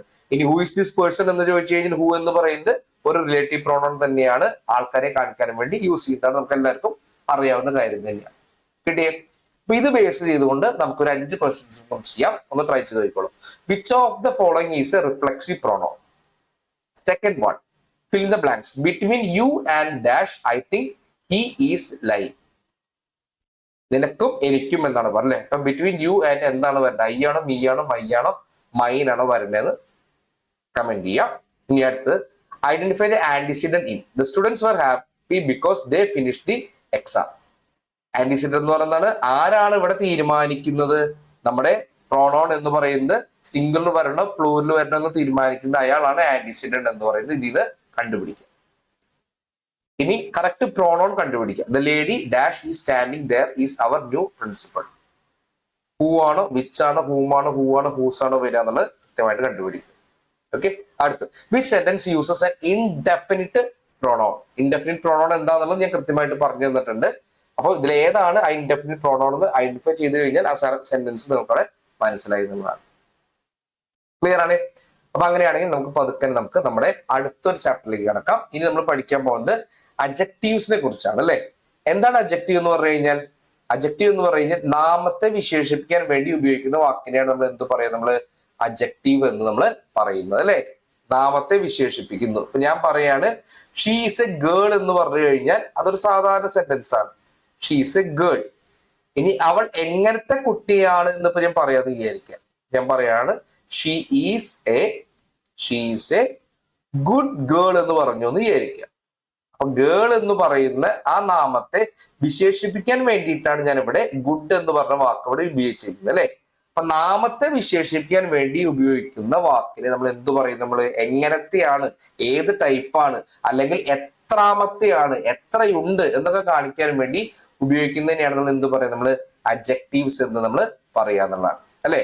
ഈ സ്വഭാവങ്ങളൊക്കെ എന്താണ്? അഡ്ജക്റ്റീവ്സ് തന്നെയാണ് അല്ലെ. ഇപ്പൊ ഞാൻ പറയാണ് she's a wise woman, she's a good girl എന്ന് പറയുന്നത് അല്ലെ. അല്ലെങ്കിൽ I am an honest man എന്നൊക്കെ പറയാണ് അല്ലെ. അപ്പൊ സ്വഭാവത്തെ കാണിക്കാൻ വേണ്ടിയൊക്കെ നമ്മൾ എന്ത് യൂസ് ചെയ്യാം? നമുക്ക് അഡ്ജക്റ്റീവ്സ് യൂസ് ചെയ്യാം. അപ്പൊ അതിന്റെ ടൈപ്സ് ഇവിടെ വരുന്നുണ്ട്. നമുക്ക് ജസ്റ്റ് ഒന്ന് വേണമെങ്കിൽ നമുക്ക് പരിചയപ്പെടാൻ എന്നുള്ളതാണ്.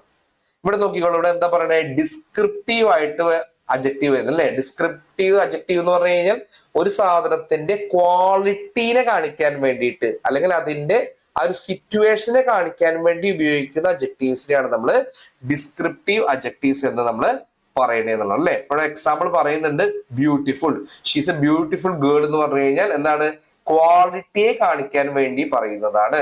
അത് ഞാൻ പറയാണ് USA is A large country എന്ന് പറയാണ് അല്ലെ. USA എന്ന് പറയുന്നത് ഒരു വലിയ രാജ്യമാണെന്ന് പറയണം അല്ലെ. അതിന്റെ ഒരു സ്റ്റേറ്റ്, അതിന്റെ ഒരു അളവ്, അതിന്റെ ഒരു സൈസിനെയൊക്കെ കാണിക്കാൻ വേണ്ടി ഉപയോഗിക്കുന്നത് എന്ത് പറയാൻ പറ്റും, നമുക്ക് ഡിസ്ക്രിപ്റ്റീവ് അഡ്ജക്റ്റീവ് എന്ന് പറയാനായിട്ട് പറ്റുന്നതാണ്. ഇനി ക്വാണ്ടിറ്റേറ്റീവ് അഡ്ജക്റ്റീവ്. ക്വാണ്ടിറ്റേറ്റീവ് അഡ്ജക്റ്റീവ് എന്ന് പറഞ്ഞാൽ എന്താണ്, എണ്ണത്തെ കാണിക്കാൻ വേണ്ടി ഉപയോഗിക്കുന്നതിന് നമ്മൾ ക്വാണ്ടിറ്റേറ്റീവ് അഡ്ജക്റ്റീവ് എന്ന് പറയുന്നു അല്ലെ. എമൗണ്ടിനെ കാണിക്കാൻ വേണ്ടി അല്ലെ. ഇപ്പൊ ഞാൻ പറയാണ് സം കുറച്ച്, അല്ലെങ്കിൽ ലിറ്റിൽ എന്ന് പറയാണ്, അല്ലെങ്കിൽ മെനി എന്ന് പറയാണ്, മച്ച് എന്ന് പറയാണ്, ഇനഫ് എന്ന് പറയാണ്, സഫീഷ്യന്റ് എന്ന് പറയാണ്. ഇതൊക്കെ എന്തിന് എക്സാമ്പിൾസ് ആണ്, ഇതൊക്കെ ക്വാണ്ടിറ്റേറ്റീവിന് എക്സാമ്പിൾസ് ആണ് അല്ലെ. ഇനഫ് എന്ന് പറഞ്ഞാൽ മതി, കുറച്ച്. സഫീഷ്യന്റ് എന്ന് പറഞ്ഞാൽ അത്യാവശ്യത്തിനുള്ളത്, ഫുൾ നിറച്ച്. സം എന്ന് പറഞ്ഞാൽ കുറച്ച്. അതേപോലെ തന്നെ മെനി എന്ന് പറഞ്ഞാൽ കുറെ. മച്ച് എന്ന് പറഞ്ഞാലും എന്താണ്, നമ്മൾ അളവിനെ കാണിക്കാൻ വേണ്ടി യൂസ് ചെയ്യുന്നതാണ്. ലിറ്റിൽ, എനി, ഇതൊക്കെ ഇതിന് എക്സാമ്പിൾസ് ആണ്. ഇതൊക്കെ ക്വാണ്ടിറ്റേറ്റീവ് അഡ്ജക്റ്റീവ്സിന് എക്സാമ്പിൾസ് ആണ്. ഡിമോൺസ്ട്രേറ്റീവ് അഡ്ജക്റ്റീവ്സ് എന്ന് പറഞ്ഞു കഴിഞ്ഞാൽ നമുക്ക് ചൂണ്ടിക്കാണിക്കാൻ പറ്റുന്നതിനാണ് നമ്മൾ ഡിമോൺസ്ട്രേറ്റീവ് അഡ്ജക്റ്റീവ് എന്ന് പറയുന്നത്. അതായത് ഇത്, അത് എന്നൊക്കെ പറയില്ലേ, ഇവ, അവ എന്നൊക്കെ പറയില്ലേ, ഇതിനെയാണ് നമ്മൾ എന്ത് പറയുക, ഡിമോൺസ്ട്രേറ്റീവ് അഡ്ജക്റ്റീവ്സ് എന്ന് പറയുന്നത്. ദിസ്, ദാറ്റ് എന്നൊക്കെ പറയുന്നതാണ് ഡിമോൺസ്ട്രേറ്റീവ് അഡ്ജക്റ്റീവ്. പൊസസീവ് അഡ്ജക്റ്റീവ് എന്ന് പറയുന്നത് എന്താണ്, നമ്മുടെ ഉടമസ്ഥാവകാശത്തെ കാണിക്കുന്ന അഡ്ജക്റ്റീവ്സ് ആണ് അല്ലെ. അപ്പൊ ഞാൻ പറയാണ് ദിസ് ഈസ് മൈ കാർ എന്ന് പറയാണ്. ദിസ് ഈസ് മൈ കാർ എന്ന് പറയുമ്പോൾ ആ കാറിന്റെ ഉടമസ്ഥാവകാശത്തെ സൂചിപ്പിക്കുന്നതാണ് അല്ലെ. This is my car. അല്ലെങ്കിൽ ഞാൻ പറയാണ് ദിസ് ഈസ് യുവർ പെൻ എന്ന് പറയാണ്. This is your pen. This is your pen എന്ന് പറഞ്ഞാൽ ഇതിൽ യുവർ എന്ന് പറഞ്ഞാൽ എന്താണ്, നമ്മുടെ ഉടമസ്ഥാവകാശത്തെ കാണിക്കുന്നതാണ് അല്ലെ. അപ്പൊ മൈ, യുവർ, ഹിസ് എന്നൊക്കെ പറയുന്നത് എന്താണ്, പൊസസീവ് അഡ്ജക്റ്റീവ് ആണ്. ഇനി എന്താണ് ഇൻട്രോഗേറ്റീവ് അഡ്ജക്റ്റീവ് എന്ന് പറയുന്നത്. ഇൻട്രോഗേറ്റീവ് അഡ്ജക്റ്റീവ് എന്ന് പറഞ്ഞാൽ ചോദ്യം ചോദിക്കുന്നതാണ് അല്ലെ. ഇൻട്രോഗേറ്റീവ് അഡ്ജക്റ്റീവ്സ് എന്ന് പറയുന്നത് നമ്മൾ നേരത്തെ നമ്മൾ പഠിച്ചു അല്ലെ. വാട്ട്, വിച്ച്, ഹൂസ്, വേർ തുടങ്ങിയ ചോദ്യങ്ങൾ ചോദിക്കാൻ ഉപയോഗിക്കുന്നതിനാണ് നമ്മൾ ഇൻട്രോഗേറ്റീവ് അഡ്ജക്റ്റീവ്സ് എന്ന് നമ്മൾ പറയുന്നത്. ഇനി ഡിസ്ട്രിബ്യൂട്ടീവ് അഡ്ജക്റ്റീവ്സ് എന്ന് പറഞ്ഞാൽ എന്താണ്, ഡിസ്ട്രിബ്യൂട്ടീവ് അഡ്ജക്റ്റീവ് എന്ന് പറഞ്ഞാൽ ഡിസ്ട്രിബ്യൂട്ട് ചെയ്യണോ എന്നുള്ളതാണ്. എന്റെ എക്സാമ്പിൾ വരുന്നത് ഇൻഡിവിജ്വലി നമ്മൾ ഓരോ ആൾക്കാർക്ക് നമ്മൾ കൊടുക്കുന്നതിനാണ് ഡിസ്ട്രിബ്യൂട്ടീവ് എന്ന് പറയുന്നത് അല്ലെ. ഡിസ്ട്രിബ്യൂട്ടീവ് അഡ്ജക്റ്റീവ്സ് വരുന്ന രണ്ട് എക്സാമ്പിൾസ് ആണ് ഈച്ച്, എവരി എന്ന് പറയുന്നത്. ഇമ്പോർട്ടന്റ് ആണ്, പഠിച്ചു വെച്ചോളൂ കേട്ടോ. ഈച്ച് എന്ന് പറഞ്ഞാൽ എന്താ, ഓരോരുത്തർക്കും. എവരി എന്ന് പറഞ്ഞാൽ എല്ലാവർക്കും എന്ന് പറയണു അല്ലെ. ഈച്ചും എവരി തമ്മിൽ മെയിൻ ആയിട്ടുള്ള വ്യത്യാസം എന്താ പറയണേ, ഈച്ച് എന്ന് പറഞ്ഞു കഴിഞ്ഞാൽ ഓരോ ആൾക്കാർ. ഇപ്പൊ ഒരു ക്ലാസ്സിൽ 30 പേരുണ്ടെങ്കിൽ 30 പേർക്ക് ഞാൻ മിഠായി കൊടുത്തു എങ്കിൽ ഞാൻ അവിടെ പറയാണ് ഓരോരുത്തർക്കും ഞാൻ മിഠായി കൊടുത്തു. അപ്പൊ 1-നും 2-നും 3-നും 4-നും അങ്ങനെ 30-നും കൊടുത്തു എന്നുള്ളതിനെ ഈച്ച് എന്ന് പറയണു. എവരി എന്ന് പറയുന്നത് എന്താണ്, കളക്റ്റീവ് ആയിട്ട് എടുക്കുകയാണ് ഇല്ലെ, മൊത്തമായിട്ട് എടുക്കുകയാണ്. ഒരു ക്ലാസ്സിനെ മൊത്തമായിട്ട് എടുത്തിട്ട് ഞാൻ പറയാണ് എവരി സ്റ്റുഡൻസിന് ഞാൻ മിഠായി കൊടുത്തു എന്ന് പറയുന്നത് എന്താണ്, 30 പേർക്കും കൊടുത്തു എന്നാണ് അർത്ഥം വരണേ. 1, 2, 3, 4 എന്ന് പറഞ്ഞിങ്ങനെ സ്പ്ലിറ്റ് ചെയ്ത് പറയുന്നില്ല. അപ്പൊ രണ്ടിലും എന്താ പറയണേ, 30 പേർക്കും കൊടുത്തു എന്നുള്ളതാണ്. പക്ഷെ ഈച്ചിന് നമ്മൾ ഓരോരുത്തർക്കും സ്പ്ലിറ്റ് ചെയ്തെന്നുള്ള അർത്ഥം വരുന്നുണ്ട്. എവരി എന്ന് പറയുമ്പോൾ എല്ലാവർക്കും മൊത്തമായിട്ട് എന്നുള്ള അർത്ഥമാണ് വരണേ എന്നതാണ്. ഇനി വരുന്നതാണ് പ്രോപ്പർ നൗൺസ് അല്ലെങ്കിൽ പ്രോപ്പർ അഡ്ജക്റ്റീവ്സ്. നമുക്ക് അറിയാവുന്ന കാര്യം തന്നെയാണ് അല്ലെ. വ്യക്തമായിട്ടുള്ള പേരുകളിലേക്കാണ് നമ്മൾ പ്രോപ്പർ നൗൺസ് എന്ന് പറയുന്നില്ല, പ്രോപ്പർ അഡ്ജക്റ്റീവ്സ് എന്ന് പറയുന്നത് അല്ലെ. I married a Kerala girl എന്ന് പറയാണ്. I married a Kerala girl, അല്ലെങ്കിൽ I married a Punjabi girl എന്ന് പറയണം അല്ലെ. ഞാനൊരു പഞ്ചാബി പെൺകുട്ടിയെ കല്യാണം കഴിച്ചു അല്ലെ. അപ്പൊ പഞ്ചാബി ഗേൾ ആണ്. ഗേളിനെ വിശേഷിപ്പിക്കാൻ വേണ്ടി ഉപയോഗിക്കുന്ന വാക്കാണ് പഞ്ചാബി എന്ന് പറയുന്നത് അല്ലെ. അപ്പൊ അതൊക്കെ എന്താണ്, അതൊക്കെ പ്രോപ്പർ നൗൺസിൽ പറയുന്നതാണ്. പഞ്ചാബി, കേരള, കേരള എന്നൊക്കെ പറയുന്നത് പ്രോപ്പർ നൗൺസ് ആണ്, മനസ്സിലാക്കി വെക്കേ. ക്ലിയർ ആണ്. ഇനി ഡിഗ്രി ആൻഡ് ഓർഡർ എന്നുള്ളതാണ്. ഇപ്പൊ നമ്മുടെ സെന്റൻസിൽ ഒന്നിലധികം അഡ്ജക്റ്റീവ്സ് ഉണ്ടെങ്കിൽ തന്നെ അതിനൊരു ഓർഡർ ഉണ്ട്. ഒന്നിലധികം അഡ്ജക്റ്റീവ്സ് ഉണ്ടെങ്കിൽ ഒരു പ്രത്യേക ഓർഡറിൽ വേണം നമ്മൾ അഡ്ജക്റ്റീവ്സ് നമ്മൾ അടക്കി വെക്കാനായിട്ട്. തോന്നിയ ഓർഡറിൽ എഴുതാനായിട്ട് നമ്മൾ പാടില്ല എന്നുള്ളതാണ്. ഓക്കെ, അപ്പൊ അതാണ് നമ്മുടെ അഡ്ജക്റ്റീവ്സിന്റെ ഓർഡർ എന്ന് പറയുന്നത്. ഡിഗ്രി എന്താണെന്നുള്ള ഇപ്പൊ പറഞ്ഞുതരാം. ഓർഡർ, അപ്പൊ ഏത് ഓർഡറാണ് അവർ പറയുന്നവര്, അവരൊരു ഓർഡർ പറഞ്ഞു. Opinion, size, age, shape, colour, origin, material, purpose. Okay, ഒരു അഭിപ്രായം വരുന്നുണ്ടെങ്കിൽ അതായിരിക്കണം ആദ്യം വരേണ്ടത്. വസ്തുവിന്റെ സൈസിനെ കുറിച്ച് പറയുന്നുണ്ടെങ്കിൽ അത് അടുത്തത് വരണം. അല്ലെങ്കിൽ വ്യക്തിയുടെ ഒക്കെ ഒരു ഏജിനെ കുറിച്ച്, വസ്തുവിന്റെ ഒക്കെ ഒരു ഏജിനെ കുറിച്ച് പറയുന്നുണ്ടെങ്കിൽ അത് അടുത്തത് വരണം.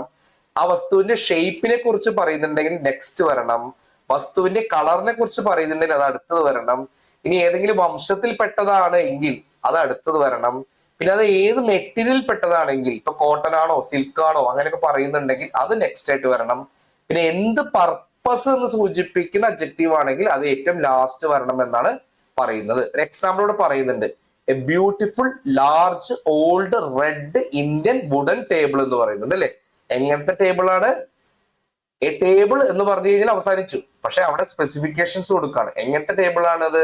വുഡൻ ടേബിൾ ആണ്. വുഡൻ എന്ന് പറയുന്നത് ഇവിടെ മെറ്റീരിയലിനെ കാണിക്കുന്നതാണ് അല്ലെ. ഇന്ത്യൻ വുഡൻ ടേബിൾ ആണ്. ഇന്ത്യൻ എന്ന് പറയുന്നത് ഒറിജിനെ കാണിക്കുന്നതാണ്. ഇനി റെഡ് ഇന്ത്യൻ വുഡൻ ടേബിൾ ആണ് അല്ലെ. റെഡ് എന്ന് പറയുന്നത് കളറിനെ കാണിക്കുന്നതാണ്. ഓക്കെ. ഇനി old red Indian wooden table എന്നാണ് പറയുന്നത് അല്ലെ. ഓൾഡ് എന്ന് പറയുന്നത് ഏജിനെ കാണിക്കുന്നതാണ്. ഇനി എങ്ങനത്തെയാണ്? Large old red Indian wooden table ആണ്. ഇപ്പൊ ലാർജ് എന്ന് പറയുന്നത് നമ്മുടെ സൈസിനെ കാണിക്കുന്നതാണ്. ഇനി എന്താണ്? ഇനി അതിനെ കുറിച്ചുള്ള അഭിപ്രായം എന്താണ്? അത് നല്ല ഭംഗിയുള്ളതാണ്, ബ്യൂട്ടിഫുൾ ആണ് അല്ലെ. അപ്പൊ ഒപ്പീനിയനെ കാണിക്കുന്നതാണ്. ഈ പറഞ്ഞ 8 സാധനങ്ങളും ഒരു സെന്റൻസിൽ ഉണ്ടാകണമെന്ന് നിർബന്ധമൊന്നുമില്ല.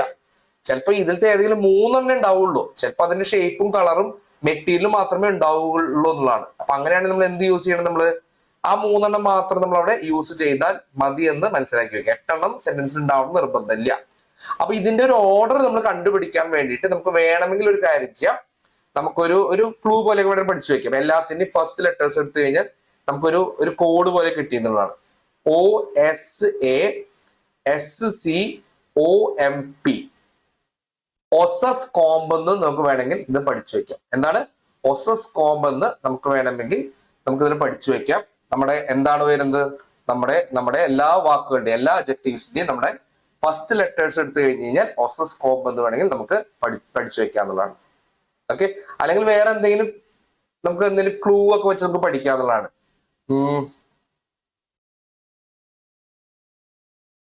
ഞാൻ പറയാണ്, ഇങ്ങനെ നോക്കിക്കോളൂ. Old students are sleeping. കേട്ടോ, എന്തും നമുക്ക് ഉണ്ടാക്കാം. ഇതിപ്പോ എന്റെ മനസ്സിൽ വരുന്ന പറയാണ്. Old students are sleeping comfortably on my pillow. എനിക്ക് കുറെ സ്റ്റുഡൻസ് ഉണ്ട്. അപ്പൊ അതില് കുറെ പഴയ സ്റ്റുഡൻസ് എന്റെ വീട്ടിലേക്ക് വന്നു. സാറിനെ കാണണം എന്ന് പറഞ്ഞ അവർ വീട്ടിലേക്ക് വന്നു. ഉച്ചയപ്പോ പറയാണ്, ഫുഡൊക്കെ കഴിച്ചവർ പറയാണ്, സാർ ഉറക്കം വന്നിട്ട് വയ്യാന്ന് പറയാം. ഞാൻ പറഞ്ഞ പോയി കിടന്നോളൂ എന്ന് പറയാണ് അല്ലെ. അവിടെ എന്താ സംഭവിക്കണേ? Old students are sleeping comfortably on my pillow. ഇതിലത്തെ ഓരോന്നിന്റെയും നിങ്ങൾ ഫസ്റ്റ് ലെറ്റർ എടുത്താൽ മതി, നമുക്ക് കിട്ടും. O for opinion, S for size, A for age, ഈ S ഫോർ ഷേപ്പ്, ഈ C ഫോർ കളർ വരുന്നുണ്ട്, ഈ O എന്ന് പറയുന്നത് ഒറിജിനെ കാണിക്കുന്നു, ഇത് മെറ്റീരിയലിനെ കാണിക്കുന്നു, ഇത് നമ്മുടെ പർപ്പസിനെ കാണിക്കണു എന്ന് നിങ്ങൾ മനസ്സിലാക്കി വെക്കുക എന്നുള്ളതാണ് കേട്ടോ. അപ്പൊ ഇത് വളരെ ഇമ്പോർട്ടന്റ് ആയിട്ടുള്ളതാണ്. ഇത് പഠിച്ചു വെക്കുക. അതേപോലെ തന്നെ നമ്മൾ പഠിച്ചു വെക്കേണ്ട ഒരു കാര്യമാണ് നമ്മൾ ഡിഗ്രീസ് ഓഫ് കമ്പാരിസൺ എന്ന് പറഞ്ഞ ചാപ്റ്റർ നിങ്ങൾ പഠിച്ചിട്ടുണ്ടായിരിക്കും അല്ലെ. അതൊരു ചാപ്റ്റർ ആയിട്ട് തന്നെ പഠിക്കേണ്ട ഒരു കാര്യമാണ്. ജസ്റ്റ് വേണമെങ്കിൽ ഞാനൊന്ന് പറഞ്ഞു തരാന്നുള്ളതാണ് അല്ലെ. ഡിഗ്രീസ് ഓഫ് കമ്പാരിസൺ എന്ന് പറയുമ്പോൾ നമ്മൾ അഡ്ജക്റ്റീവ്സ് കമ്പയർ ചെയ്യുമ്പോൾ 3 കാര്യങ്ങളോട് വരുന്നുണ്ടെന്നുള്ളതാണ്. എന്താണ് പറഞ്ഞത്? പോസിറ്റീവ് ഡിഗ്രി വരുന്നുണ്ട്, കമ്പാരിറ്റീവ് ഡിഗ്രി വരുന്നുണ്ട്, സൂപ്പർലേറ്റീവ് ഡിഗ്രി വരുന്നുണ്ടെന്നുള്ളതാണ് അല്ലെ. എന്താ പറയണേ? 3 ഡിഗ്രീസ്. എല്ലാ വാക്കുകളും നോക്കുകയാണെങ്കിൽ അതിൽ എന്ത് വരുന്നുണ്ട്? പോസിറ്റീവ് ഡിഗ്രി വരുന്നുണ്ട്, അതേപോലെ കമ്പാരിറ്റീവ് വരുന്നുണ്ട്, അതേപോലെ അതിന് സൂപ്പർലേറ്റീവ് വരുന്നുണ്ട് എന്നാണ്. സൂപ്പർലേറ്റീവ്. അപ്പൊ അതിന്റെ നിയമങ്ങളൊക്കെ നമ്മൾ വിശദമായിട്ട് നമ്മുടെ ചാപ്റ്റേഴ്സിൽ പഠിച്ചിട്ടുണ്ട്. ഒരു എക്സാമ്പിൾ പറയുകയാണെങ്കിൽ സ്വീറ്റ് എന്നുള്ള വാക്ക്, സ്വീറ്റ് എന്ന് പറഞ്ഞ വാക്കിന്റെ കൂടെ നമ്മൾ സ്വീറ്റർ അല്ലെ, കമ്പാരിറ്റീവ് എന്ന് പറയുന്നത് 2 സാധനങ്ങൾ നമ്മൾ കമ്പയർ ചെയ്യാണ്. ഞാൻ പറയാണ് ദ മാംഗോ ഈസ് സ്വീറ്റ്, എന്ന് പറഞ്ഞു കഴിഞ്ഞാൽ അവിടെ കമ്പാരിസൺ സംഭവിക്കുന്നില്ല. ദ മാംഗോ ഈസ് സ്വീറ്റ്, മാങ്ങ മധുരമുള്ളതാണെന്നുള്ള അർത്ഥമേ വരുന്നുള്ളൂ. ഇനി ഞാൻ പറയാണ് ഹരീസ് മാംഗോ ഈസ്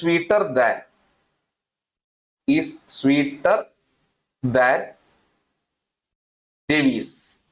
ഹരിയുടെ മാങ്ങ എന്ന് പറയുന്നത് രവിയുടെ മാങ്ങയേക്കാൾ മധുരമുള്ളതാണ് അല്ലെ, സ്വീറ്റർ എന്ന് പറയുന്നു അല്ലെ. ഇപ്പൊ 2 സാധനങ്ങളെ കമ്പയർ ചെയ്യുകയാണെങ്കിൽ, 2 വ്യക്തികളെ കമ്പയർ ചെയ്യുകയാണെങ്കിൽ നമ്മൾ എന്ത് പറയണം? നമ്മൾ കമ്പാരിറ്റീവ് ഡിഗ്രിയിൽ അഡ്ജക്റ്റീവ് ആണ് യൂസ് ചെയ്യാനായിട്ട്. അതെങ്ങനെ പറയാം? നമുക്ക് ER ചേർത്തുകൊണ്ട് നമുക്ക് അതിനെ കമ്പാരിറ്റീവ് ഡിഗ്രിയിലേക്ക് ആക്കാമെന്നുള്ളത്. അപ്പൊ സ്വീറ്റർ ആയെന്നുള്ളതാണ്. ഇനി ഞാൻ പറയാണ് ലോകത്തിൽ തന്നെ ഏറ്റവും സ്വീറ്റ് ആയിട്ടുള്ളത് എന്ന് പറയുന്നത് രാജുവിന്റെ മാങ്ങയാന്ന് വിചാരിക്കും. അപ്പൊ ഞാൻ പറയാണ് Raju's mango is the sweetest. അപ്പൊ ഇവിടെ ശ്രദ്ധിക്കുക, ഇവിടെ എന്താ പറഞ്ഞിരിക്കുന്നത്? ഞാൻ സ്വീറ്റിന്റെ കൂടെ ഞാൻ EST എന്നുള്ള ചേർത്തു എന്നുള്ളതാണ് അല്ലെ. അപ്പോ സൂപ്പർലേറ്റീവ് ഡിഗ്രിയിൽ പറയണമെങ്കിൽ എന്ത് വേണം? സ്വീറ്റസ്റ്റ്, EST എന്ന് ചേർത്ത് വരണം എന്നുള്ളതാണ്, ST ചേർത്ത് വരണം. അതാണ് സൂപ്പർലേറ്റീവ് ഡിഗ്രിയിൽ വരുന്നത് എന്നുള്ളതാണ്. പക്ഷെ ഇവിടെ ശ്രദ്ധിക്കണം, അതിന് മുമ്പിൽ ഞാൻ ഇവിടെ ദ എന്നുള്ള വാക്കും കൂടെ ഉപയോഗിച്ചിട്ടുണ്ട് എന്നുള്ളതാണ് അല്ലെ. അപ്പൊ എപ്പോഴും നമ്മൾ സൂപ്പർലേറ്റീവ് ഡിഗ്രിയിൽ ഒരു വാക്ക് പറയുകയാണെങ്കിൽ എപ്പോഴും നമ്മൾ ദ ചേർത്തുകൊണ്ട് വേണം നമ്മൾ പറയാനായിട്ട്. അപ്പൊ ഇതിന് തന്നെ നമ്മൾ പല ഇതുകളും നമ്മൾ പഠിച്ചിട്ടുണ്ട്. കമ്പാരിറ്റീവ്, സൂപ്പർലേറ്റീവ് ഒക്കെ റെഗുലർ വേർബ്സ് എങ്ങനെ ചെയ്യാൻ പറ്റും, ഇറഗുലർ വേർബ്സ് ആണെങ്കിൽ അതിനെ നമുക്ക് എങ്ങനെ ഇതിലേക്ക് കൺവേർട്ട് ചെയ്യാം എന്നൊക്കെ പറയുന്നത് അത് ഡീറ്റെയിൽ ആയിട്ട് നമ്മൾ പഠിക്കേണ്ട കാര്യം തന്നെയാണ് അല്ലെ. ഇറഗുലർ വേർബ്സ് എന്ന് പറഞ്ഞു കഴിഞ്ഞാൽ എന്താണ് പറഞ്ഞത്? ഇപ്പൊ നമ്മള് ഈ പോസിറ്റീവിലും കമ്പാരിറ്റീവിലും സൂപ്പർലേറ്റീവിലും മൂന്നും ഡിഫറെന്റ് ആയിട്ട് വരുന്ന വാക്കാണ് നമുക്ക് എന്ത് പറയാം? ഇറഗുലർ വേർബ്സ് എന്ന് പറയാൻ പറ്റില്ല. ഇപ്പൊ ഗുഡ് എന്നുള്ള വാക്കാന്ന് വിചാരിക്കാം. ഗുഡ് എന്ന് പറഞ്ഞു കഴിഞ്ഞാൽ അതിന് നമുക്ക് ഗുഡ്, ബെറ്റർ, ബെസ്റ്റ് അങ്ങനെ 3 ഭാഗങ്ങളായിട്ട് നമുക്ക് അതിനെ തിരിക്കാനായിട്ട് പറ്റുന്നതാണ് അല്ലെ. അല്ലെങ്കിൽ ഇപ്പൊ ഞാൻ പറയാണ് വേറൊരു വാക്ക് എന്താ പറയാ? മച്ച് എന്നുള്ള വാക്ക് മച്ച്, മോർ, മോസ്റ്റ് എന്ന് പറയാനായിട്ട് പറ്റും. ബാഡ് ആണെങ്കിൽ ബാഡ്, വേഴ്സ്, വേഴ്സ്റ്റ് എന്ന് പറയാൻ പറ്റും അല്ലെ. ഇതൊക്കെ എന്താണ്? ഇതൊക്കെ ഇറഗുലർ കമ്പാരിസന്റെ ഭാഗമായിട്ട് വരുന്നതാണ് അല്ലെ. കമ്പയർ ചെയ്ത് വരുന്ന വാക്കുകൾ എന്ന് പറയുന്നത് മൂന്നും ഡിഫറെന്റ് ആയിട്ട് വരുന്നതിനെയാണ് നമ്മൾ ഇറഗുലർ കമ്പാരിസൺ എന്ന് നമ്മൾ പറയുന്നതാണ്. ഓക്കെ. ഇനി സാധാരണഗതിയിൽ കുറെ ക്ലൂസ് ഒക്കെ ഉണ്ടെന്നുള്ളതാണ്. ഇപ്പൊ നമ്മുടെ ഒരു പോസിറ്റീവ് ഡിഗ്രിയിൽ വരുന്ന ഒരു വാക്ക് അവസാനിക്കുന്നത് E വെച്ചാണെങ്കിൽ അതിന് നമ്മൾ കമ്പാരിറ്റീവ് ആക്കാനായിട്ട് നമ്മൾ R ചേർക്കണം. അതിന് നമ്മൾ സൂപ്പർലേറ്റീവ് ആക്കാനായിട്ട് ST ചേർക്കണം എന്നൊക്കെയാണ് റൂൾ വരുന്നത്. അപ്പൊ ബ്രേവ്, ബ്രേവർ, ബ്രേവസ്റ്റ് എന്ന് പറഞ്ഞു വരുന്നത്. അല്ലെങ്കിൽ നമ്മുടെ ഒരു സെന്റൻസ് വരുന്നത് Y വെച്ചിട്ടാണ് അവസാനിക്കുന്നത്. ആ Yക്ക് മുമ്പിലായിട്ട് ഒരു കോൺസണന്റ് ആണ് വരുന്നതെങ്കിൽ IER ചേർക്കണം കമ്പാരിറ്റീവ് ആക്കാനായിട്ട്. അതേപോലെ തന്നെ സൂപ്പർലേറ്റീവ് ആക്കാനായിട്ട് IEST ചേർക്കണം എന്നൊക്കെയാണ് അതിന്റെ റൂൾ ആയിട്ട് വരുന്നത്. പിന്നെ വേറൊരു കാര്യം വരുന്നത് എന്താണെന്ന് വെച്ച് കഴിഞ്ഞാൽ നമ്മുടെ വലിയ വാക്കുകൾ വരികയാണെങ്കിൽ അവിടെ നമ്മൾ എന്ത് ചെയ്യണം? മോർ അല്ലെങ്കിൽ മോസ്റ്റ് എന്നുള്ളത് കൊണ്ടുവരണം എന്നുള്ളതാണ് അല്ലെ. ബ്യൂട്ടിഫുൾ എന്നുള്ള വാക്ക് വലിയ വാക്കാണ് അല്ലെ. ഒന്നിലധികം ശബ്ദം ഉള്ളതാണ് അല്ലെ, ഒന്നിലധികം സിലബിൾസ് ഉള്ളതാണ്, ഒന്നിലധികം സ്വരങ്ങൾ വരുന്നതാണ്. അപ്പൊ അങ്ങനെയുള്ള വിശേഷണങ്ങളെ നമ്മൾ എന്ത് പറയുക? വലിയ വാക്കുകളാണ്. അപ്പൊ അവിടെ നമ്മൾ ബ്യൂട്ടിഫുൾ എന്നാണെങ്കിൽ നമ്മൾ ബ്യൂട്ടിഫുള്ളർ, ബ്യൂട്ടിഫുള്ളസ്റ്റ് എന്നൊന്നും പറയാൻ പാടില്ല. Beautiful, more beautiful, most beautiful. Difficult, more difficult, most difficult. അല്ലെങ്കിൽ ഗോർജിയസ്, അല്ലെങ്കിൽ കറേജിയസ്, കറേജിയസ്, മോർ കറേജിയസ്, അല്ലെങ്കിൽ മോസ്റ്റ് കറേജിയസ് എന്നൊക്കെ വേണം നമ്മൾ ഇതിനെ പറയാനായിട്ട്. ക്ലിയർ ആണല്ലോ? ഓക്കെ. അപ്പൊ ഇവിടെ കുറച്ച് എക്സാമ്പിൾസ് ആണ് തന്നിരിക്കുന്നത്, ക്വസ്റ്റ്യൻ ആയിട്ട് തന്നിട്ടില്ല. ഇത് ജസ്റ്റ് നിങ്ങളൊന്ന് നോക്കി വെക്കുക നിങ്ങൾ കേട്ടോ. ഇത്രയും ഭാഗങ്ങൾ നിങ്ങളൊന്ന് പഠിക്കുക. ഇതിൽ നമ്മൾ എന്ത് ടൈപ്പൊക്കെയാണ് നമ്മൾ പഠിച്ചത്, എന്താണ് എന്നുള്ളതൊന്നും ജസ്റ്റ് റിവൈസ് ചെയ്ത് പോവുക. അബ്ജക്റ്റീവ്സ് എന്നത് വളരെ ഇമ്പോർട്ടന്റ് ആയിട്ടുള്ള ഭാഗം തന്നെയാണ്. ഏത് ടൈപ്പ് അബ്ജക്റ്റീവ്സ് വരുന്നത് ചോദിക്കാം. ഡിഗ്രീസ് ഓഫ് കമ്പാരിസൺ ഇതിൽ വളരെയധികം ഇമ്പോർട്ടന്റ് ആയിട്ട് വരുന്നതാണ്. അതേപോലെ തന്നെ ഇതിന്റെ ഓർഡർ എന്ന് പറയുന്നത് വളരെയധികം ഇമ്പോർട്ടന്റ് ആണ് കേട്ടോ. ഈ 3 ഭാഗങ്ങളും പഠിക്കുക. ഈ 3 ഭാഗങ്ങളെ ബേസ് ചെയ്തുകൊണ്ടുള്ള ഒരു ടെസ്റ്റ് നമുക്ക് ചെയ്യാവുന്നതാണ് കേട്ടോ. ഏറ്റവും സിമ്പിൾ ആയിട്ടുള്ള ഭാഗങ്ങളാണ്, എന്നാൽ ഏറ്റവും ഇമ്പോർട്ടന്റ് ആയിട്ട് പഠിക്കേണ്ട ഭാഗങ്ങളും കൂടിയാണെന്ന് മനസ്സിലാക്കി വെക്കുക. അപ്പൊ ക്ലാസ് എല്ലാവർക്കും ഫോളോ ചെയ്യാൻ പറ്റുന്നുണ്ടെന്ന് വിചാരിക്കുന്നു. ഒരു റിവിഷൻ ക്ലാസ് ആണ്. എല്ലാം കൂടെ ഒരുമിച്ച് ഒറ്റ ഇതായിട്ടാണ് തരാൻ ശ്രമിച്ചിരിക്കുന്നത്. ഇതൊക്കെ നമുക്ക് ഡീറ്റെയിൽ ആയിട്ട് നിങ്ങൾ എല്ലാവരും പഠിച്ചിട്ടുണ്ടാവും എന്ന് കരുതാണ്. ഒരു റിവിഷൻ ആണ്. അപ്പൊ ഇനി അടുത്ത ദിവസങ്ങളിൽ നിങ്ങൾ ഇതിന്റെ റിവിഷൻ ടെസ്റ്റ് ഒക്കെ ചെയ്യുമ്പോൾ തീർച്ചയായിട്ടും നമുക്ക് ഇതിനെ ബേസ് ചെയ്തുകൊണ്ട് നമുക്ക് നല്ല രീതിയിൽ എക്സാം എഴുതാൻ പറ്റുമെന്ന് വിശ്വസിക്കുന്നു. അപ്പൊ നമുക്ക് നമ്മുടെ നെക്സ്റ്റ് ക്ലാസ്സിൽ കാണാം. അപ്പൊ അതുവരെയ്ക്കും താങ്ക് യു സോ മച്ച്.